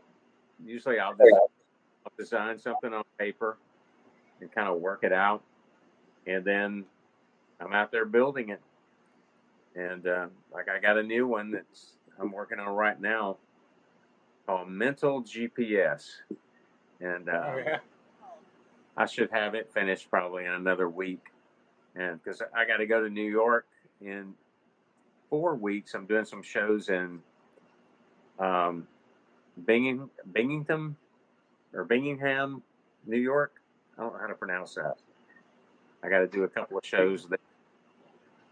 And welcome to the Midwest. Anybody in this area, can they get tickets to your show or these private shows? Or like I would, I'm always open. Like if groups want to bring me in, and like paranormal groups, if they want to like put together a show somewhere in a theater or a local civic center or anything like that, I'd love to put together a tour and get back, going across country again, because I do shows for audiences from 50 people to hundreds of people. But my favorite's when it's a little more intimate, where it's just maybe 100, 200 people max. And like I'm going to be doing a museum show for the first time in October, and that's going to be a lot of fun. Oh, cool. Ooh, Magic. Is that gonna be anything like? I remember seeing that you had a little show going with the actor who played Eddie Munster. Oh yeah. I'm good friends with actor Butch Patrick. Butch Patrick, that's it. Yeah. Yeah. If you've ever seen the Munsters, he was the Eddie Munster. The Eddie Munster. Yeah. And That's so cool. My favorite shows. Yeah. and if you saw the Lost Boys, you saw where they said this is the attack of Eddie Munster when the little vampire woke up. Oh yeah. Yeah. I love that show. I thought I've been looking for that show. That's one of my favorites also. Yeah, Wow. yeah. Butch is a good friend of mine. We just went to the Huntsville Rocket Center. Me, him, and his girlfriend just a few months ago. Oh, And you he's still always, talk to them? he's always on tour, doing car shows and comic book stores, and he takes his reproduction of the Munster Coach or the Dragula. So, and then he does photo ops with people. That is so cool. That's Yeah, so not cool. only are you cool, you have like cool friends. And tell them who grew up in your town too. I thought this is. I mean, it just adds to it. Yeah, it's like I somehow just come in contact with these people. When I lived in San Diego, one of the girls in our show, we were going to be doing a show downtown. She goes, "Oh, I'm going to get my brother to come," and I said, "Okay, cool." Little did I know her brother's Mario Lopez from Saved by the Bell. And then when he's there, I'm looking at her and I'm like, she looks just like him, you know. These are icons. These aren't Wow. just like small people, David. I mean, these are like some big icons here. Eddie Munster, and you still talk to him. And wow. Yeah, talked to Butch a pretty good bit, and but I mean, I've worked with people like Dan Aykroyd and John Goodman and John Goodman's a good one. Garrett Dan Todd. Aykroyd, he's mixed in with this too. John Goodman is cool. I met him one time. Yeah, and Dan, Dan's really into this stuff. So. Oh yeah. Yeah, Sean Yes, was yeah. actually, he got an interview with Dan Aykroyd, and I was like, man, he's hard to get pinned down but he's big in with MUFON and stuff out in the Hollywood movement. But what was your experience with him? Well, we were doing comic relief at Universal Hollywood when I met him, and he's just super nice and down to earth. And he was doing a Blues Brothers thing with him and John Goodman and Jim Belushi. Yeah. Yeah, I didn't really talk to Belushi. I think I said hello to him, and then I had a dressing room right next to Carrie Fisher, and I was sharing a dressing room with Bobcat Goldthwait. Oh no way. And, he's like so cool. He's like super kind of shy guy almost. And you wouldn't think that. And Gilbert Gottfried, he was right. He stayed in the hotel room next to me for that. I heard he takes all the little shampoos and everything. I just remember the USA Up All Night, like Gilbert Gottfried. Wow, and that's and does Gilbert he sound like that? Is he like that all the time?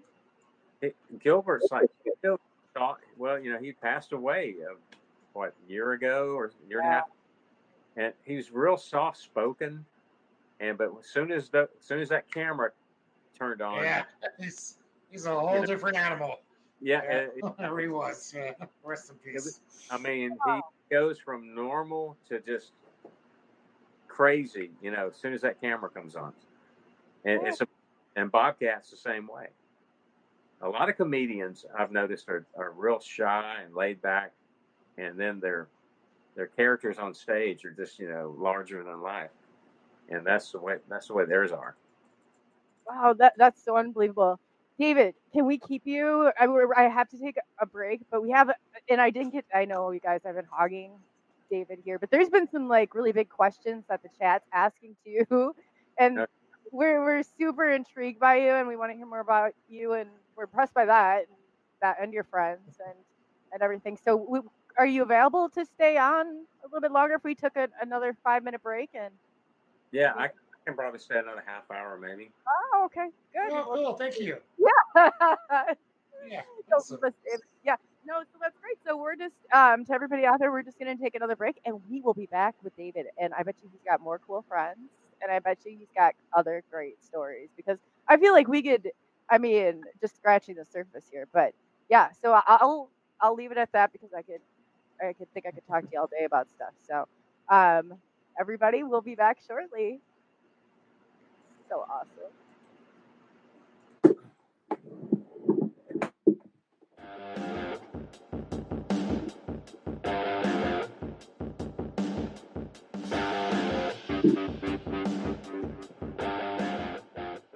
Experts about UFOs, ET aliens, paranormal, cryptids, Sasquatch, the unknown, and cool news. UFOs and aliens, paranormal investigations, off-world phenomena, and the unknown. UFOs and aliens, paranormal investigations, off-world phenomena, and the unknown.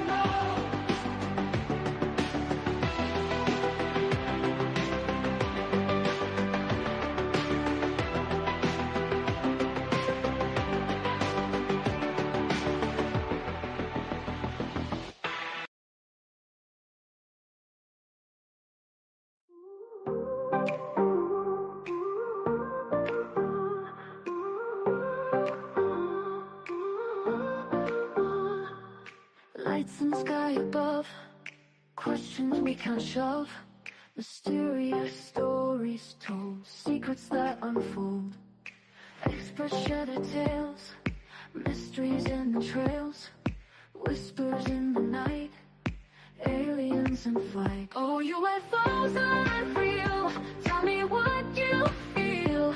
Aliens unseen, paranormal dream.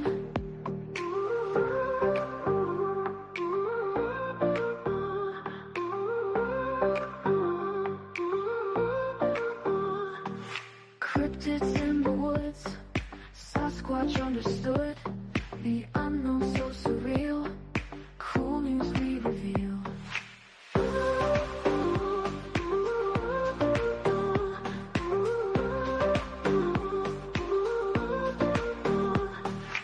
Experts talk and share, mystery everywhere, beyond the skies we gaze, eerie endless maze. Oh, UFOs aren't real, tell me what you feel. Aliens unseen, paranormal dream.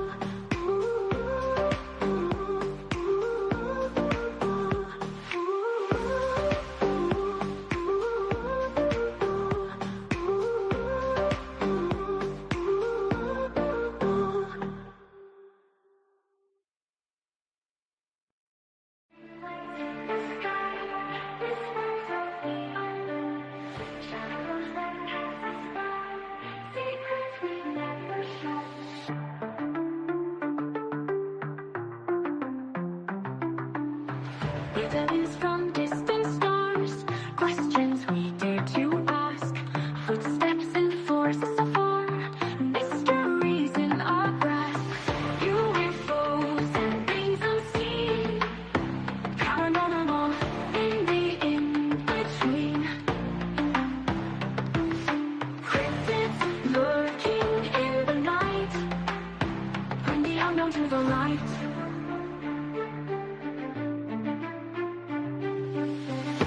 Tales of Sasquatch roam, legends of eerie moans, footprints that lead us home, signals from cosmic zones, aliens and haunted ground, phenomena all around, lost truths waiting to be found. In silence there's a sound, UFOs and things unseen, paranormal in the in-between.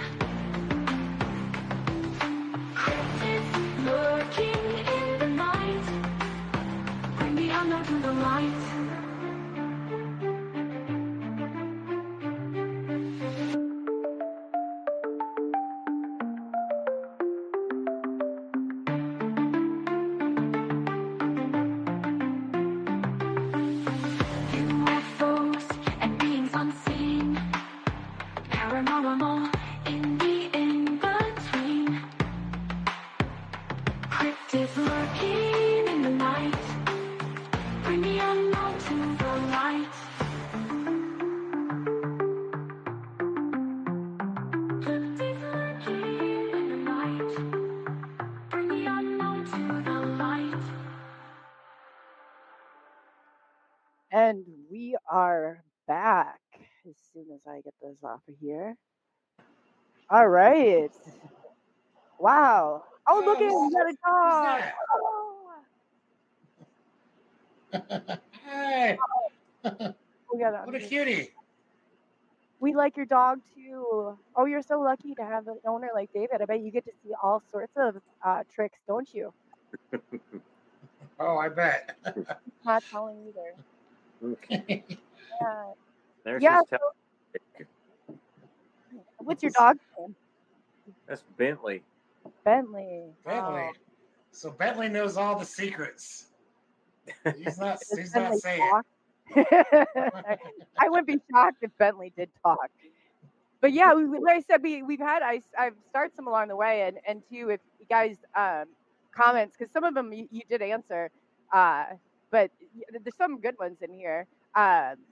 Okay, there's Polly asked, do you think people with your skills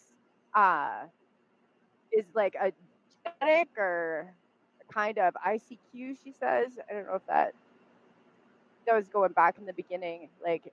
Oh, and then she wants to know if you've used your skills for the government. Have you helped the government at all? No. Oh, good. If I have, that's good. Yeah. Yeah, you probably can He talk wouldn't be able to tell you. yeah.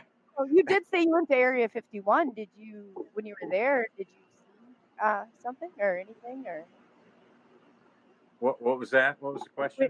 When you went to Area 51, you said you went to Area 51. Oh, like, I took a trip out to Rachel, Nevada. I went to the little alien restaurant, souvenir shop, and then they told me, which road to take to go out there. So I had passed the road coming to Rachel, so I had to go back to Vegas, and then of course there's the black mailbox right there by the road.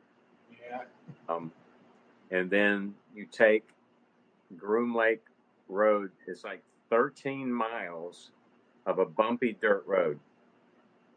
So I get out there, and they told me, said, don't go past the orange markers or they can arrest you.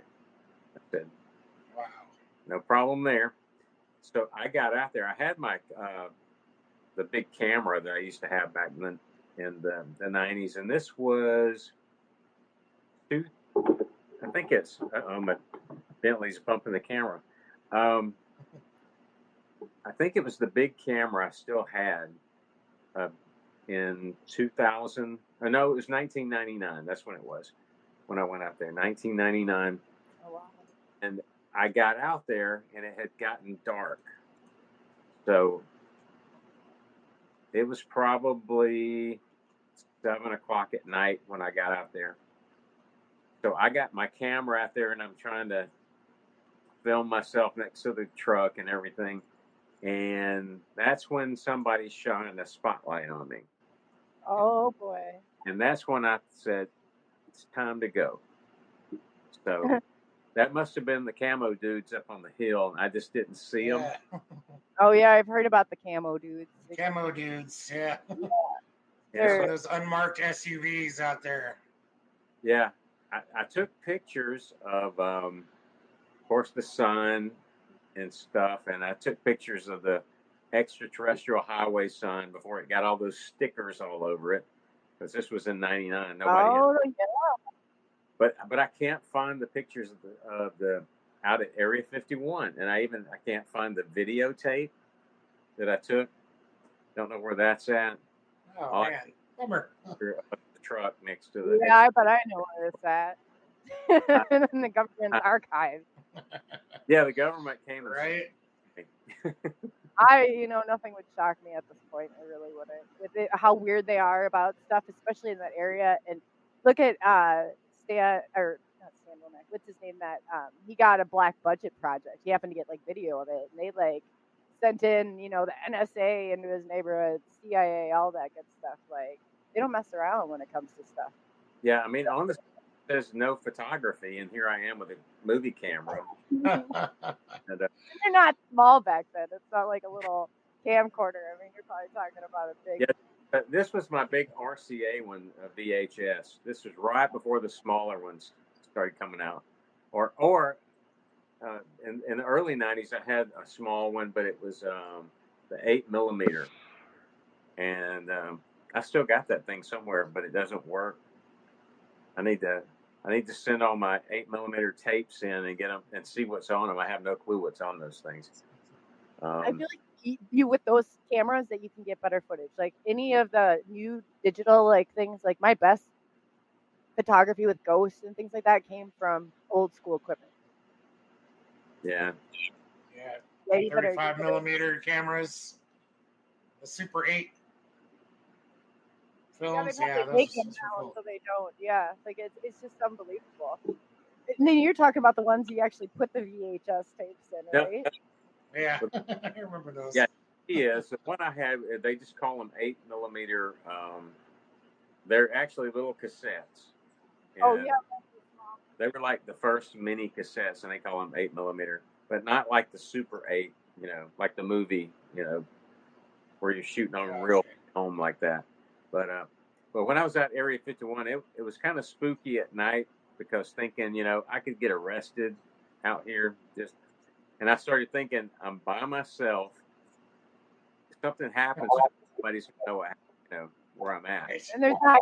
So, did you have a cell phone even back? Like, I don't think, they were. No, there was no cell phones. No cell phones then.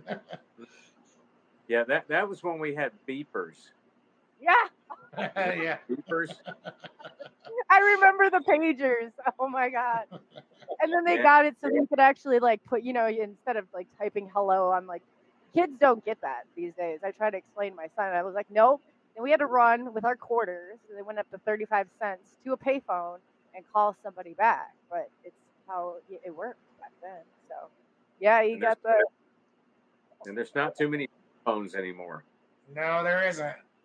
I think there's still a payphone in Snowflake, Arizona, where Travis Walton. Oh, probably. Yeah. I found one here. I don't know if it worked or not. It had a lot of graffiti on it, but I took a picture of it and I tried asking the gas station owner, but he didn't understand what I was saying. I was like, "Do you have a phone out there?" He's handing me that phone. I was like, "Well, I want to use a pay phone, okay? If that thing works." But I don't think I had any change. Yeah, most kids wouldn't even know how to use a phone where you got to do a dial. They would be trying to push the numbers or something. Oh, yeah. My grandma had one of those rotary phones.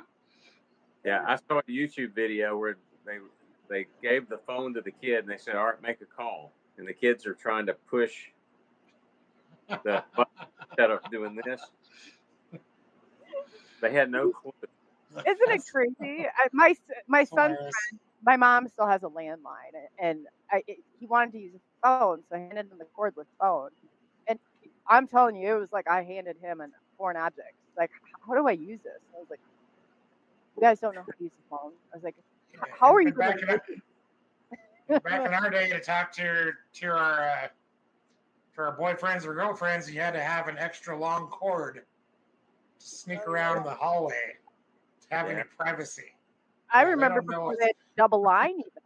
You'd be like, and then my grandma figured out how she could call the operator and have the line interrupted. So it was like you'd be on the phone with, and then it'd be like, your grandmother is trying to get a hold of you, and you disconnect the line. Like now there's no. I mean, is there anybody other than that real operator anymore? I highly doubt it. It's just crazy how far this has come. Oh yeah, and yeah, had to make sure nobody picked up the line. Yeah. Oh yeah. Because we used to stick the cordless phone under the Christmas tree, and we could get the neighbors. We had no shame back then. None. That was fair game. Fair game. Yeah, that was like how we really entertained ourselves, like sticking the the cordless phone, and then you could hear all the neighbors what they were saying, and it was like great. Oh, you know what? Maybe we have Sean, who's he's been dying probably to get on here. Is it okay to bring him and add him to the stage? Yeah, I know he's got some questions for you too. And then kind of introduce him. We're like, this is the real party line. Here we go. Okay, Sean, I have to figure out because I'm technologically scared.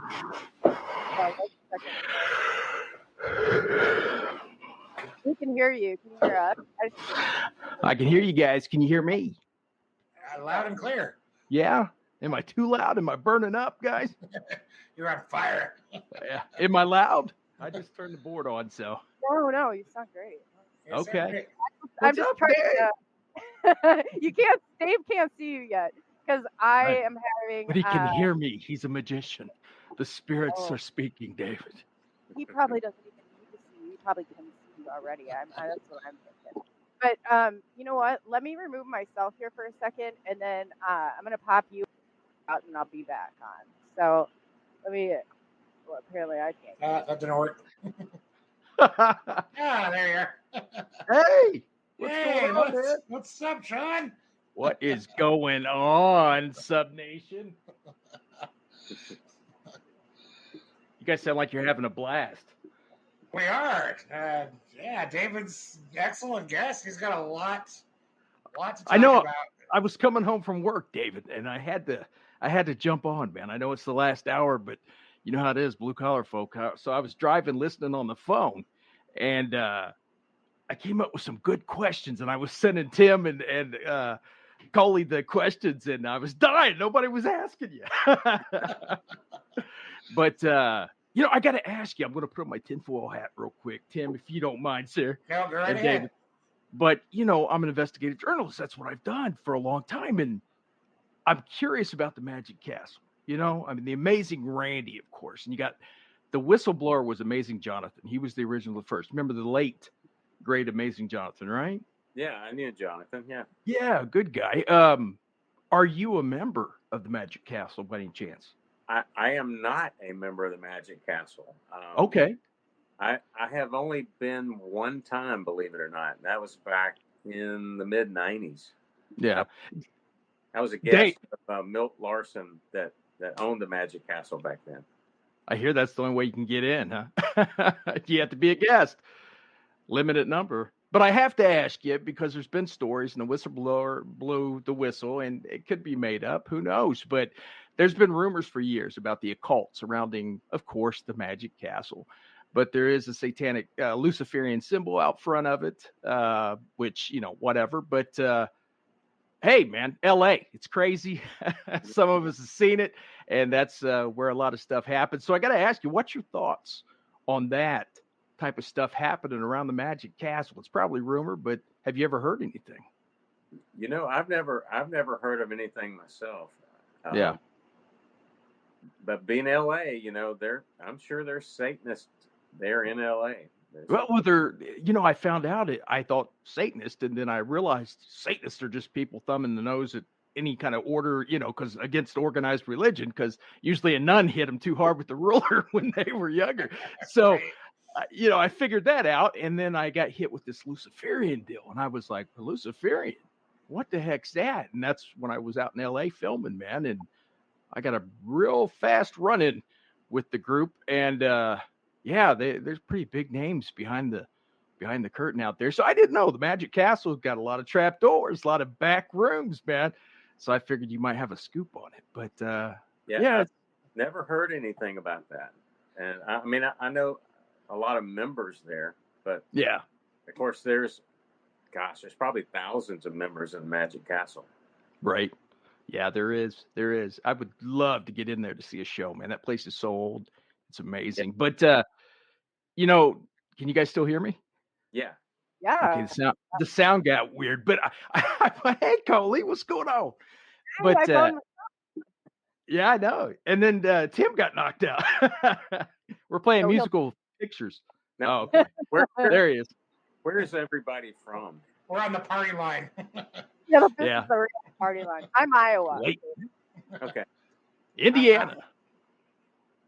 SoCal here. Indiana, Iowa, Southern Cal, Alabama. So we're spread out. Alabama. Oh man. We home football. Out. Yeah, you got to be hurting after last Saturday's loss. I think you guys lost, didn't you?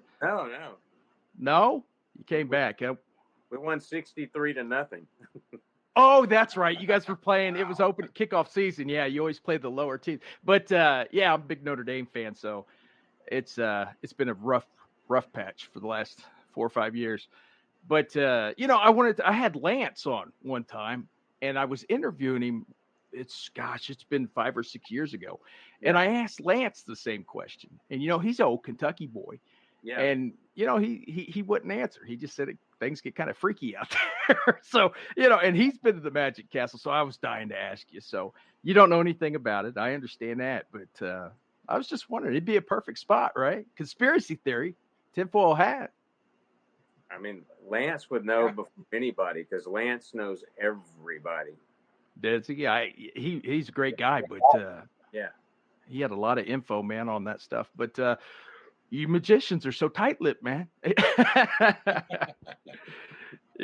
But that's cool. And I wanted to ask one more question. What do you think about the Masked Magician? Because so many magicians were on fire when that dude came out with his show, and of course he revealed himself and he was giving away secrets.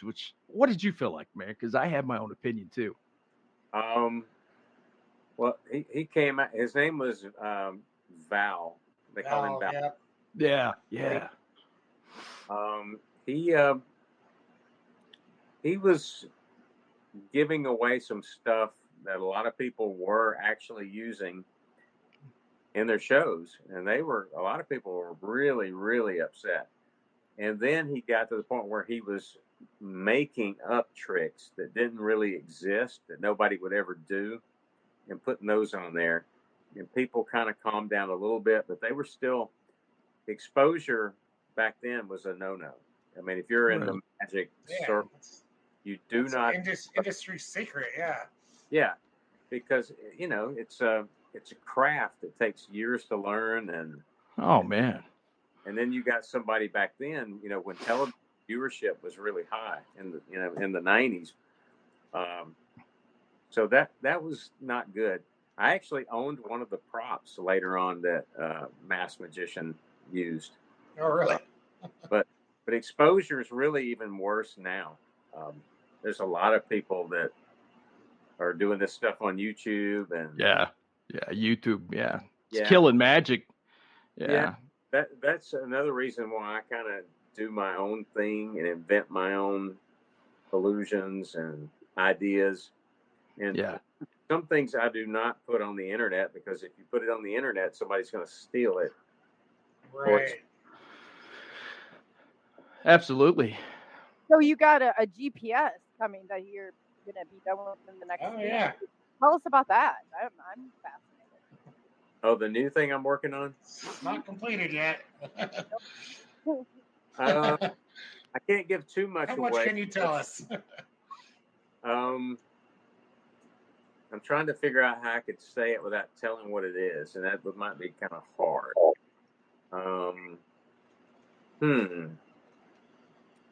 I don't know how to tell you without giving the thing away. I would say it's fair enough. It is completely original, and the audience is in charge of everything that happens. And in the end, it's almost like the audience is putting a puzzle together with my mental thoughts to them. I'll just say that. Okay. Very intriguing. Another mind reading type. You got to love that. And I love the way, David, that you're incorporating the supernatural in with magic, because I always thought that was a great basis. I mean, I agree with you, man. People were using it back in the day. Houdini was busting them left and right because he always felt, people, like you said, their loved ones manipulating, but to put that magic and the supernatural together, man, that's mind-bending. That's amazing. So I back you on that one. But I would have to say, I know you've seen the Spirit Cabinet Act. Have you ever done that? I've seen a few different types. No, I haven't done that. In the new thing that I'm doing on stage in the seance, though, I actually, for a brief second, there's this kind of a from the audience when they see something, and it's like a split second, but it's like it's pretty startling. Yeah. And people cannot figure out how in the world it's done. So it's got to be a good feeling. It's one of those things that just popped in my head one day, and I thought, I wonder if this will work. And then I tried it out, and I had people, and that was scary. I don't know, David. My mom got me a magic kit when I was like 8, and I stopped with palming. So I couldn't do it, man. I was doing the fingers and all that, and I said, man, my hands ain't big enough, and they still ain't. They just, it ain't gonna work, man. It just ain't gonna work. It's magic. You either have it or you don't. Yeah. But I did love the kit. I did. I bought the kit, Chris Angel, for I could do it for the kids when they were little, and that was pretty easy. Had the little box. I'd put stuff in it, and it'd disappear. Yeah. Magic. I remember those. Yeah. So how did the levitation thing, David? Have you seen Sean? Have you seen his levitation? I seen. Amazing. Yeah, that's. I seen David on America's Got Talent. Yeah. I did, and it was amazing. Rocked my socks off, brother. Hats off. You are one of the greats, truly. I love you guys. Absolutely. Because we need more magic out there. I'm telling you, because it's a dying art, and it goes back to the vaudeville days. I mean, it was just, you can't beat it. The stand-up routines, the magic acts. I love it. Downstairs, I wish I could take the camera down. I got the amazing Keller and his spirit cabinet mysteries on the wall. Keller, he was out in Ohio. And then, of course, Houdini, the great Houdini. Yeah, so, and like Coley was saying, when I was a kid, I used to go through the aisles of they used to have the old stores. They don't have them so much out here in the Midwest anymore, but they used to have the old magic stores. And you'd go in and they'd have Houdini with the dark eyes staring, and I would just get lost in those posters, man. I loved it. Yeah, I actually performed at the Keller's Comedy Club in Erie, Pennsylvania, a couple of Halloween ago. And I got to meet his relative that has a lot of his old stuff. And, I think Copperfield was trying to buy a lot of it, and he didn't want to sell it. I think he might have sold him a few pieces, but he's kept a lot of that stuff. I think I've seen him on Sci-Fi. Copperfield, he had the water tank, I think, which is amazing. That was amazing. Oh, yeah. I remember that. Yeah. That was amazing. Yeah, Copperfield, he has a huge museum out in Vegas, and it's kind of hard to get an invite to go through there. Yeah. And a friend of mine, I don't know if you ever saw the old movie Magic with Anthony Hopkins. Yes, with the dummy. And the dummy was named Fats. So my friend Chance Wolf made a reproduction for David Copperfield of the dummy Fats. And he said Copperfield was just like a little kid with that thing because it was so realistic. With that big head. Yeah. And I almost went to work with Copperfield back in, I think it was 93.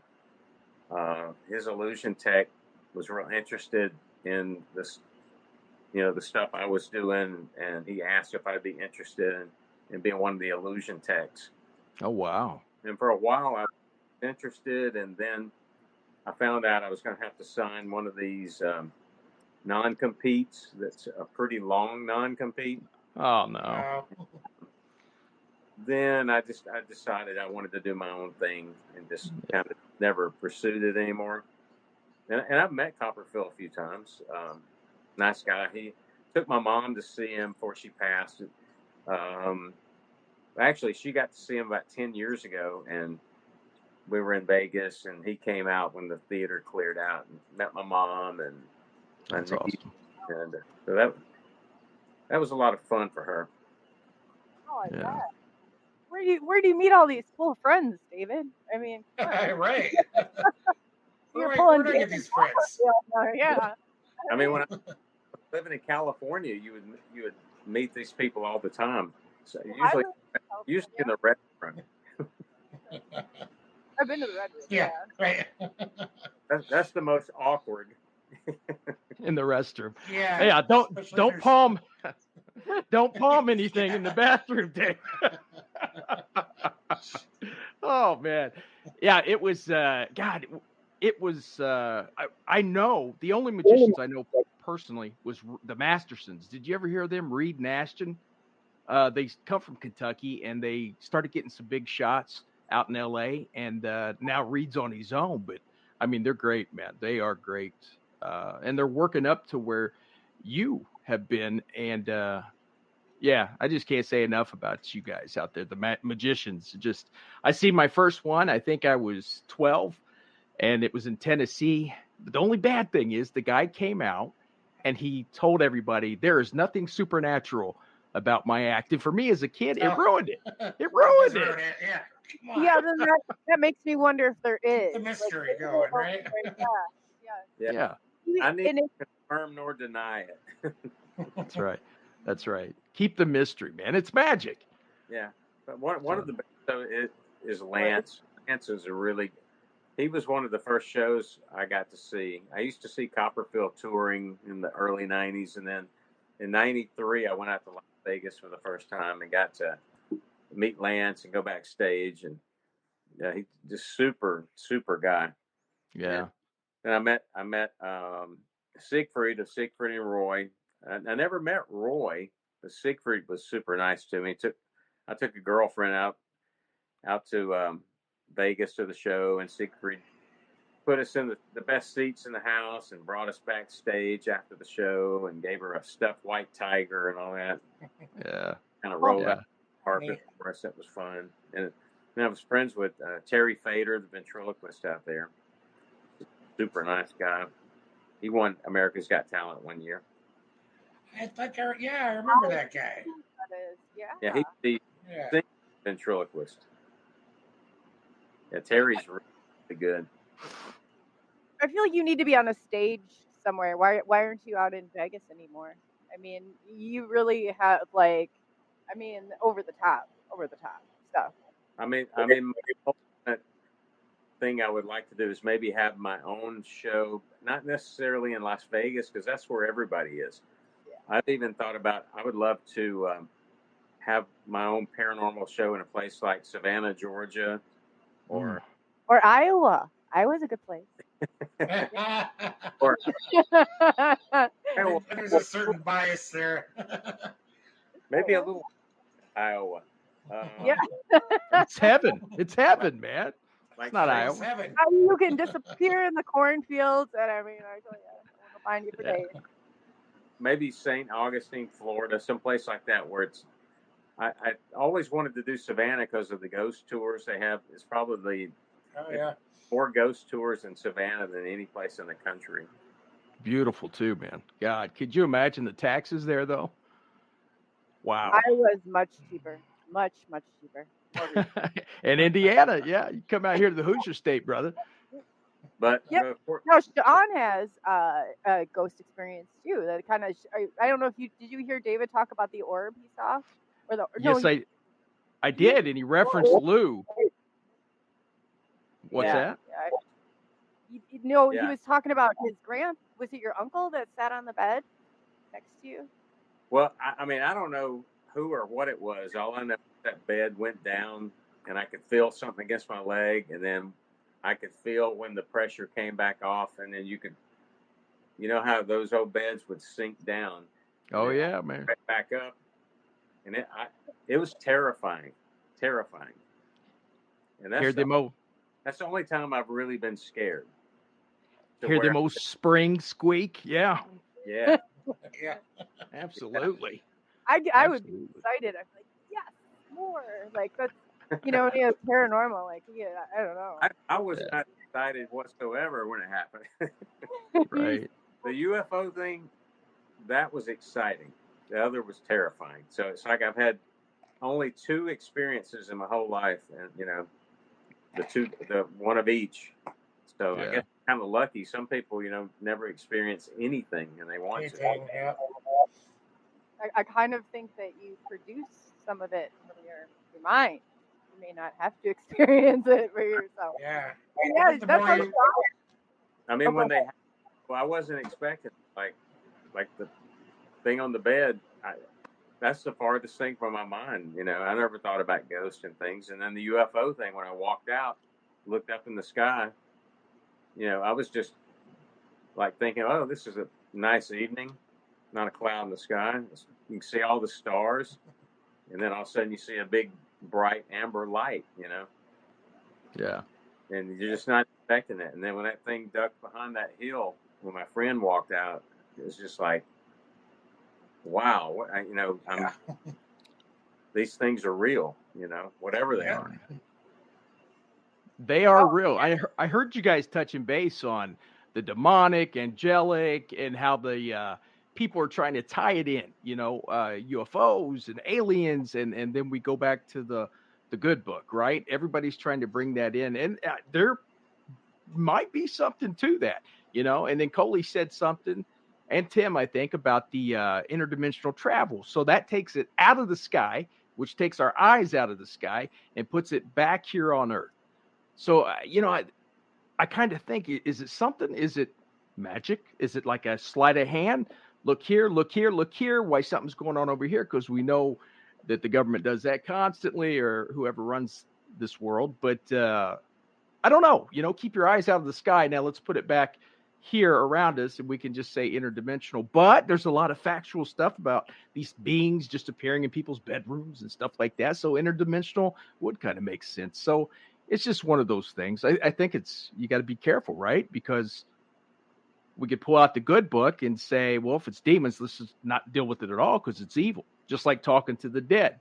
The Bible says, I think you were talking, David, about that earlier. The Bible says it's an abomination to communicate with the dead. Well, if that's the fact, I'm going straight to hell because I do the ghost box. And, I don't want to make God or the creator or the whatever real mad. I'm curious. And if something did make me alien or a god or some kind of deity or, just happenstance, then I'm curious. So that's what I do. I mean, I would love to talk to Tucker Carlson. Oh, man. Because he's been talking with these people, and it sounds like he's convinced from who he's talking to that these are demonic. Yeah. He said, there was an interview, he said that he heard things so troubling that he was afraid to even tell his wife. I saw that. Yeah, I did. And then he said these things are supernatural, that they're not coming from far away. He said they've always been here. Right. And they're coming from the water, from maybe other dimensions. So I don't think he's told everything on air, and I don't know who he's been talking to, but it sounds like a lot of whistleblowers have come to him directly because he says, he'll go out and meet with these people, have dinner with them, and they discuss stuff. So yeah. Can I just throw in one thing real quick? The no. So, fundamentalist Christians have a tendency to fear what they don't understand. Oh, yeah. And this goes all the way to the top of our government. Oh, shoot, I'm sorry. Yeah, I mean, I would love to know. I think I lost my audio. Sorry, guys. Oh, no, we can hear you. Yeah, you're good. You're good. Good. Okay, sorry. You're 100% right, too, Tim. I mean, my God. That's what I was saying. Is it, you're never going to trust the government. And right now, I see the whistleblowers are coming forward. Now they got us fighting each other.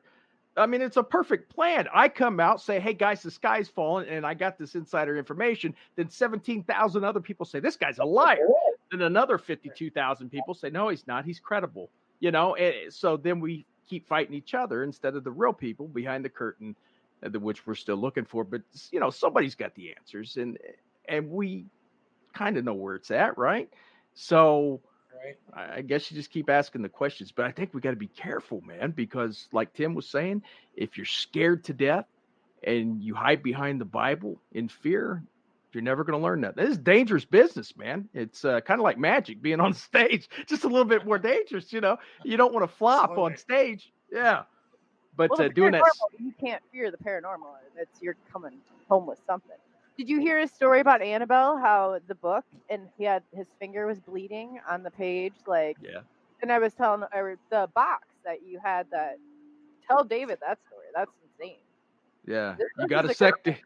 You want to hear my story, David? Sure. I was interviewing Jason Haxton before Zach Baggins and his adventures bought the box and moved it out to his museum in Vegas. It's called the Dybbuk box. The Dybbuk box, DYBBUK. Yeah.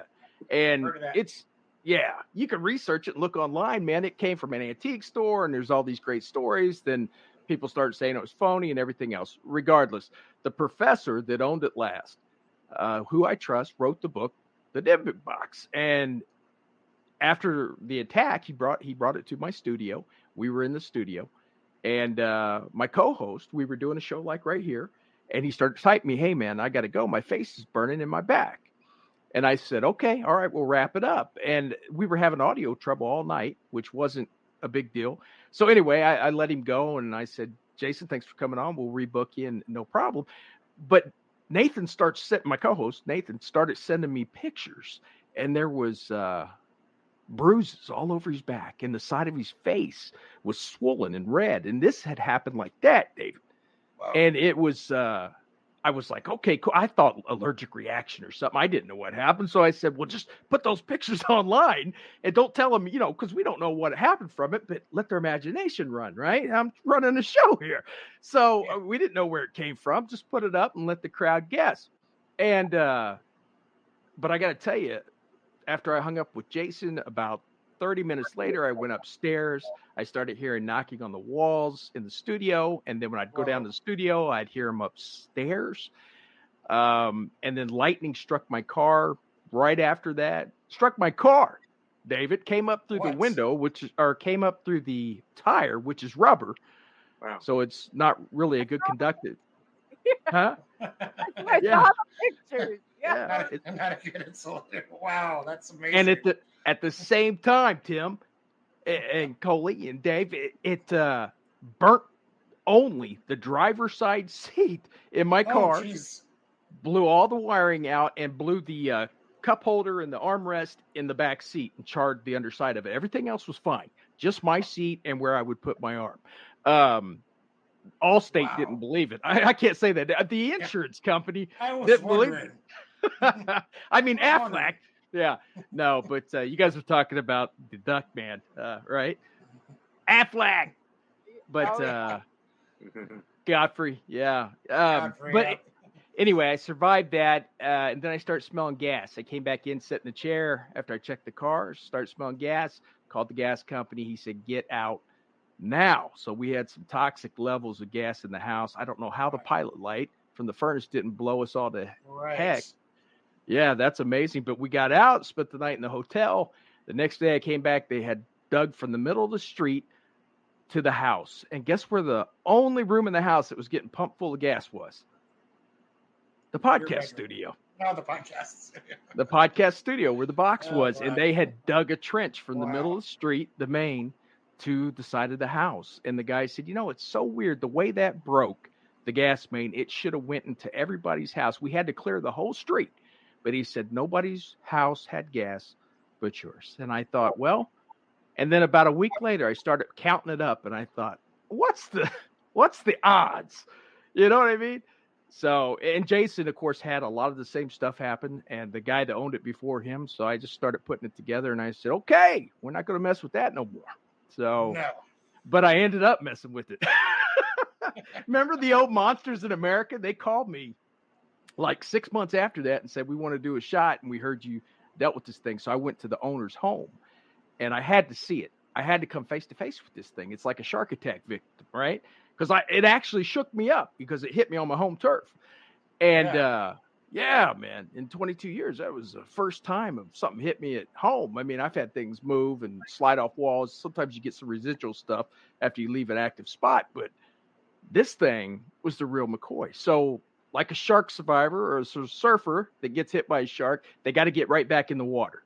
So as a paranormal investigator, I had to get right back on the trail of this thing. So I crawled on my belly through this tunnel where this man kept it. And it was in the case. It was buried in 4 inches of dirt. It had prayer ribbons around it where the rabbi had put it. And he said he would never get rid of it. I said, okay. He said, I'm like the Lincoln Guard. The guys that guard Lincoln's tomb. Yeah. They're still around today. He said, I'll never get rid of it, and my family will take care of it forever.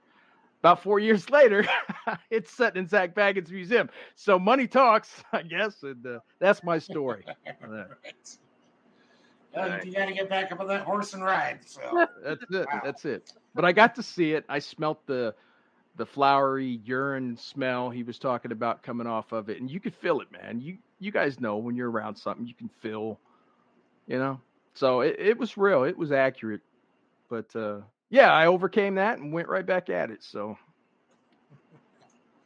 Yeah, so I think Annabelle. I said I think she likes David a little. Yeah. That's I got to something. get. Go ahead. Sorry. No, go ahead, Coley. No, I'm just like I think stories like this are just absolutely like amazing. I'm just amazed by them, and I've I seen heard- like, you know. Yeah, I heard David talking about that. Dave, I just got to tell you, I never met Tony. I know he's got the traveling museum and all the stuff now, but I knew Lorraine when she was alive. I never met Ed, and I went to her house. I went to her house twice, and we had dinner there once. And the night we had dinner, she took me down and I got to see Annabelle, but I never got to hold her or take her out or anything like that. But I walked around. I didn't know Annabelle was a huge thing back then. That was before the Conjuring films.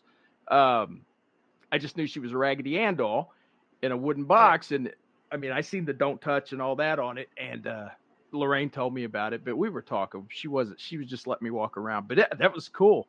That was very cool. And you get a vibe because they got the dark, dim lights, on it. And she's in that box and it's got that sign that says, "Do not touch." They might as well put a tack dog on it, beware. But yeah, she was cool, man. She was cool. Yeah. I never got to meet Lorraine. She passed away before I could get up there. Yeah. First time. But it was, when did she pass away? Was it around 2018 maybe? Oh God. What's it been? At least 4 years now, right? 4 or 5 years. Well, I know I was up there in 2020. I think she had already passed away. It might have been 2018, 2019 when she passed away. But yeah, she had a little cameo in the first Conjuring. April 18th, 2019. 2019. Okay. Yep. Yeah. That was good. Yeah, I did. I love that first Conjuring. She was in it, and yeah, that was good. Oh, yeah. Great film. Yeah. Captures that old, James Wan really gets that old Amityville ghost story when we were kids from the 70s, Oh, man. He knows how to tell ghost stuff. Yeah. How close to the truth was the Conjuring with like the girls and stuff and Lorraine, and because they used to travel all around. They did some amazing work. Supposed to did a Paranormal, a couple of those, the Perrin family, but they got canceled, I think, because of COVID.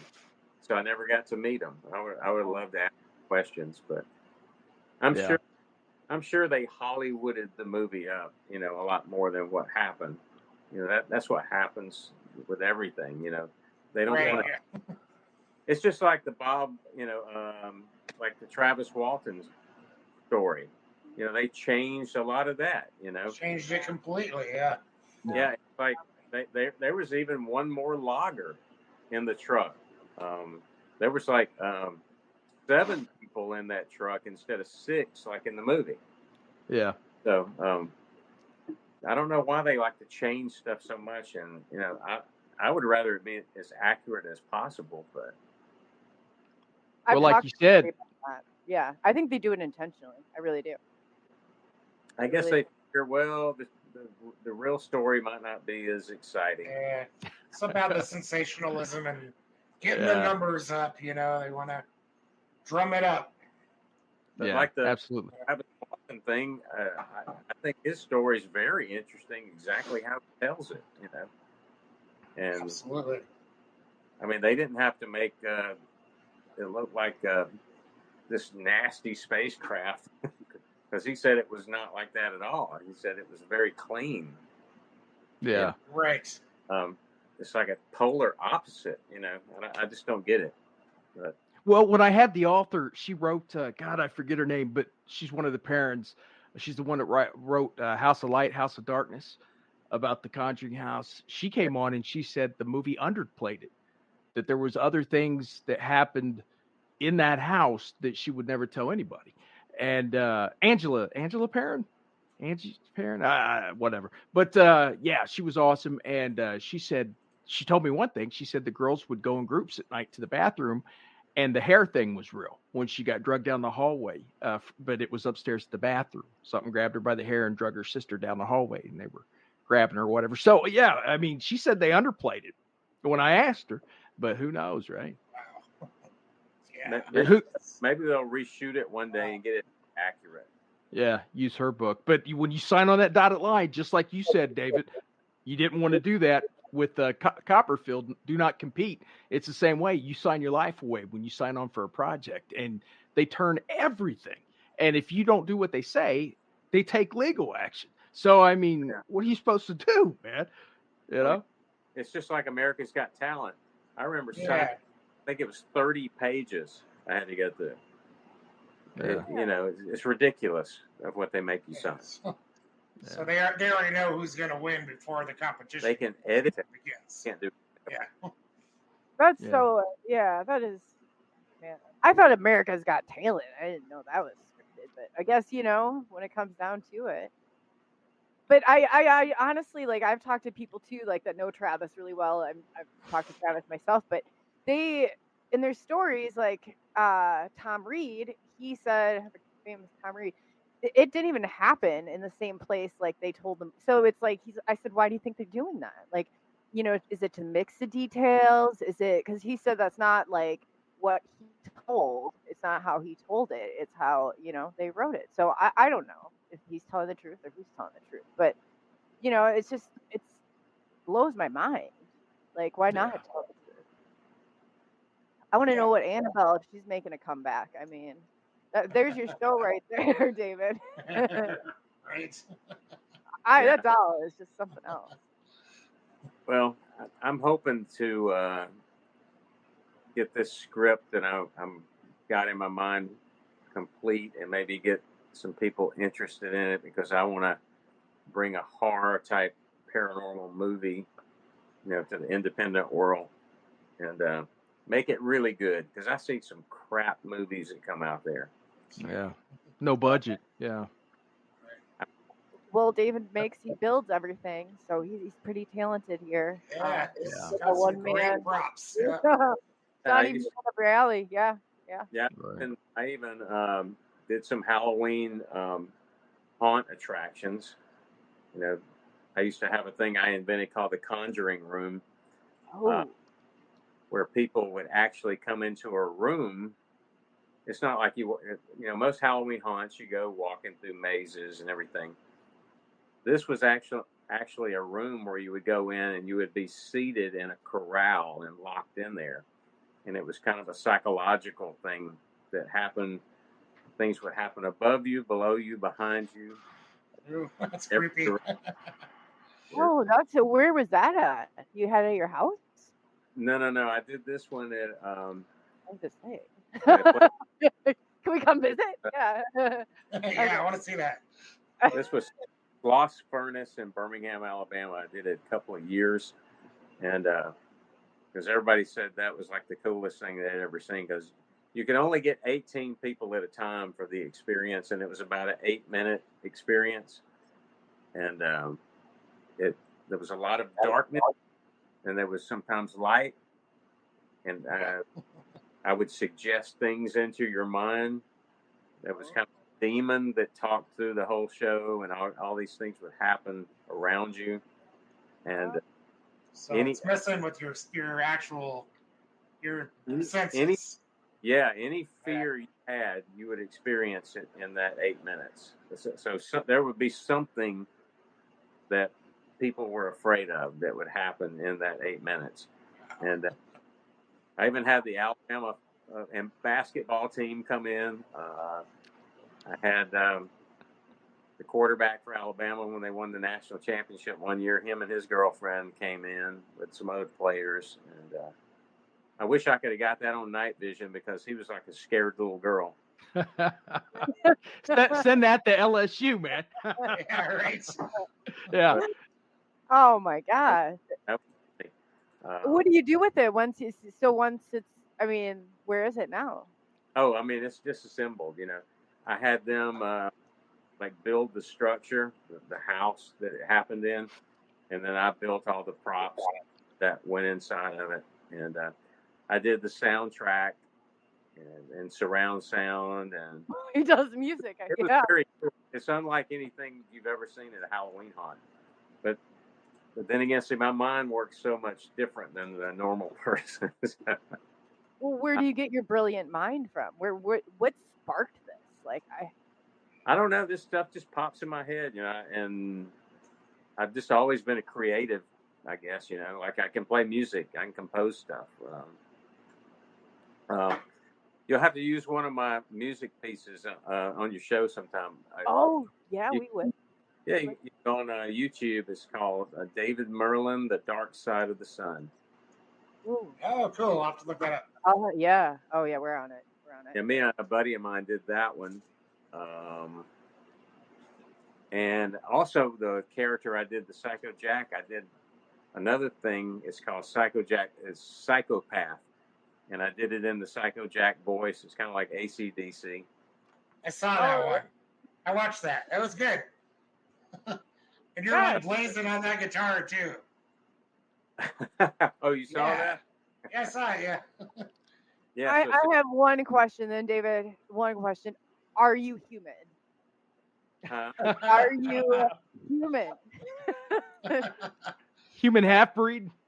I know, yeah, you're an awful, like, I mean, you've got like a broad spectrum of talents here. I have to ask. I've come across some pretty amazing people, but are you human even? Are you human? Or am I extraterrestrial? Am I planted here by the government? Are you a plant? Yeah. Oh, I heard Coley thought you were talking about weed. I almost ran off the road. Yeah. Killing me, Coley. I'm like, what kind of show is this? Dave's like, no, a plant in the audience. Yeah.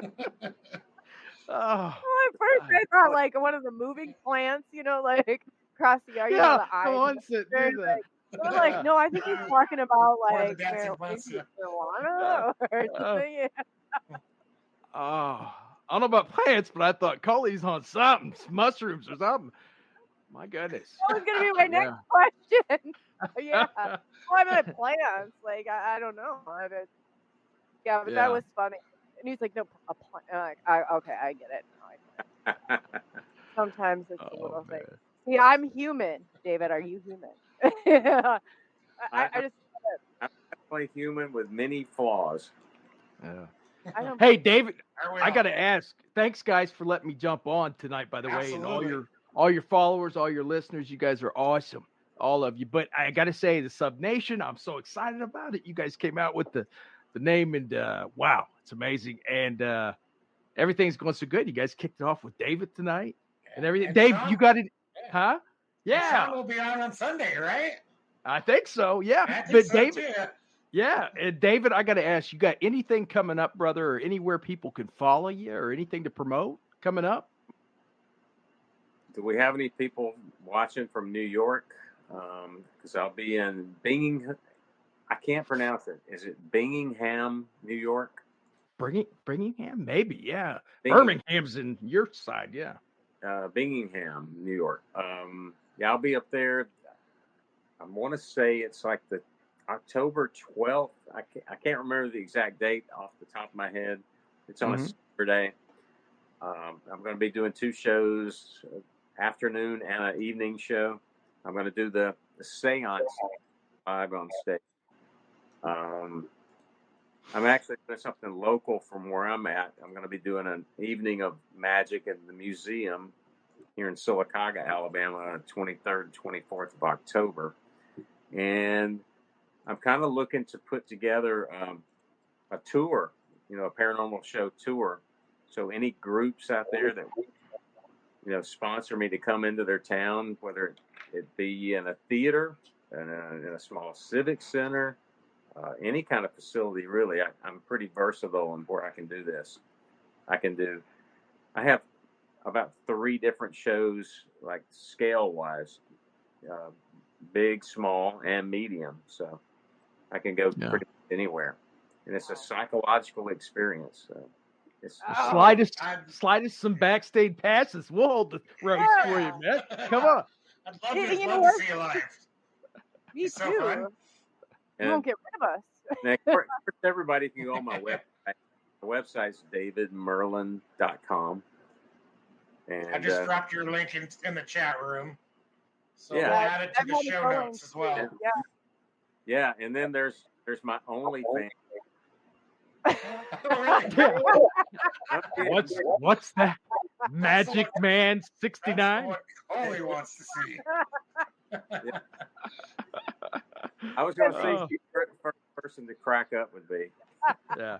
Hey man, entertainers got to make money somehow. You know, it's Hollywood's not always biting. Yeah. Exactly. I'm a fan, but I don't think I'm the only fan, David. I think you got a lot of fans. Oh man. I took several years off from doing my show because my mom, she had got really, unhealthy there, and she passed away about a year and a half ago. So I took a few years off to look after my mom, and I've also got an autistic niece that I'm real close with, so I do a lot of stuff with her. And so now I'm getting back to where I can travel again. There was a period of time that I just couldn't. I could go do shows periodically, but it was hard for me to schedule any kind of a tour. So now I'm like able to do anything and everything. So Yeah, That's please, awesome. by all means, keep Yes. us up, and I'll post your stuff. I mean, I'm a groupie. I'm a proud groupie. Okay. Me too. I'll part of that club Well, as we'll well. get you out there, get your stuff out there, and hopefully get you through here. I mean, if you ever come near Iowa, please do not forget about me. I would be like devastated.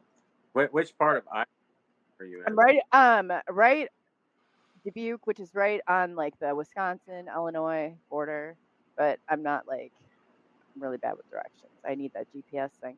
But yeah, I'm just remember Dubuque, the tri-state area. I think I don't know. I forget. Which city is it? Dubuque. So I'm probably like maybe a couple hours outside Chicago and that area, or like Cedar Rapids. Close by. Des Moines. Des Moines not that far. It's maybe like 3.5 hours away. Okay. I'd make it, yeah. Yeah, I plan on calling. Yeah, let's all meet up in Chicago. Chicago's great. It's my hometown. First round. I got friends there. Yeah. Sean's close to Indiana. It makes fun. Yeah, we did that. I told you about the disc jockey Mancow from Chicago.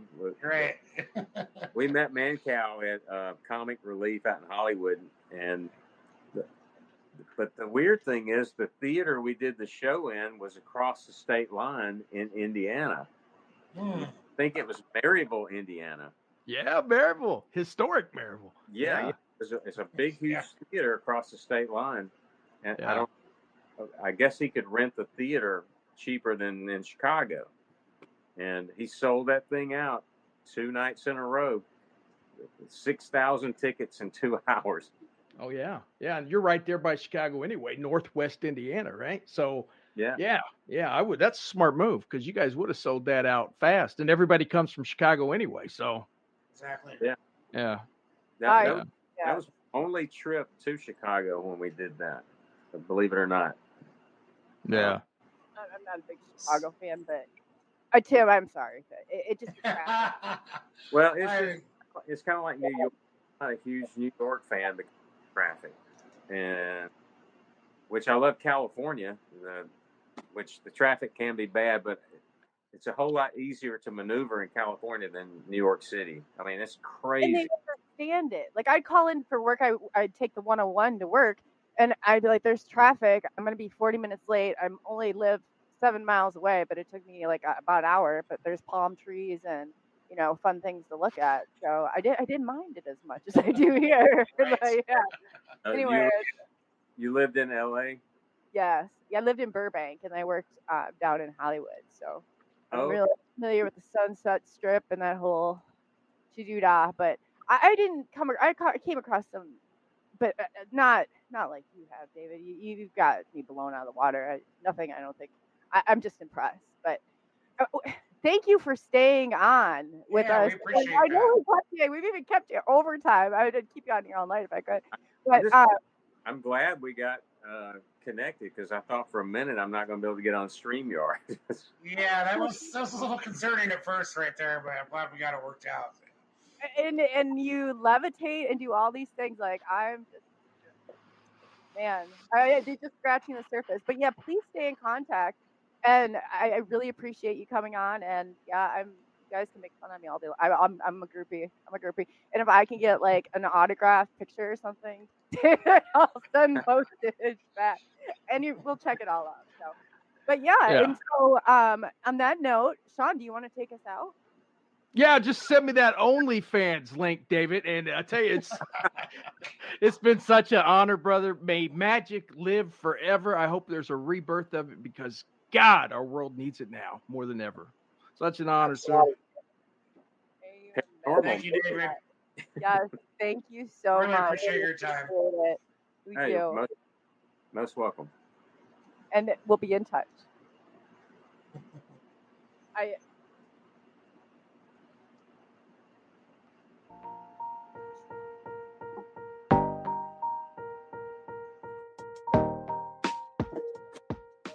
Experts about UFOs, ET aliens, paranormal cryptids, Sasquatch, the unknown, cool news. UFOs and aliens, paranormal investigations, off-world phenomena, and the unknown.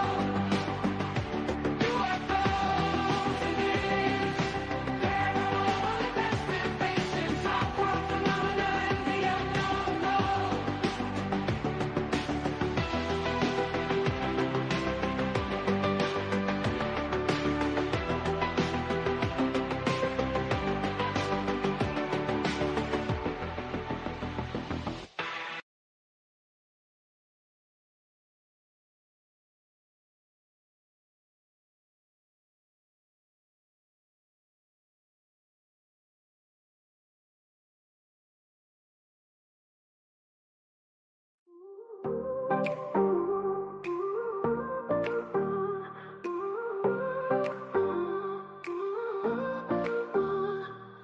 Lights in the sky above, questions we can't shove, mysterious stories told, secrets that unfold.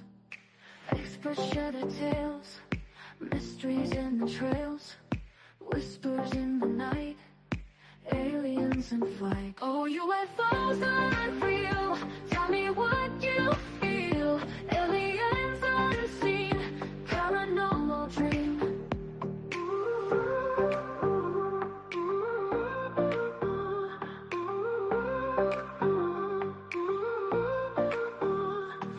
Cryptids in the woods, Sasquatch understood, the unknown so surreal, cool news we reveal.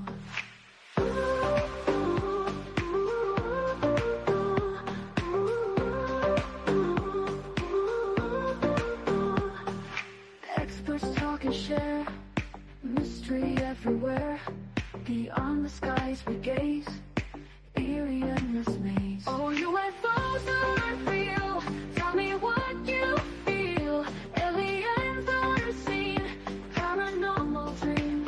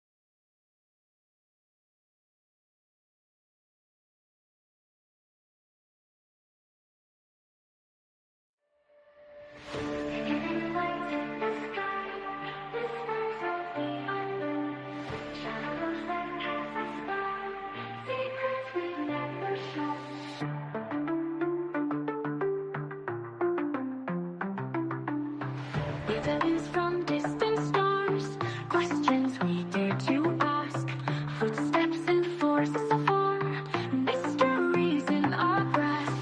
UFOs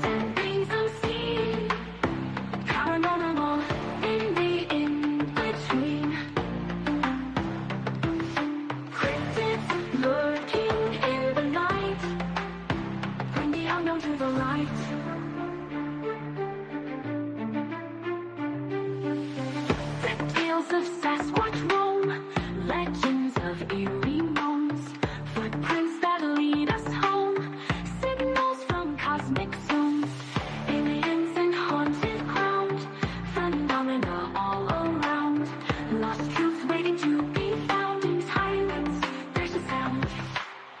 UFOs and beings unseen, paranormal in the in-between. Cryptids lurking in the night, bring the unknown to the light.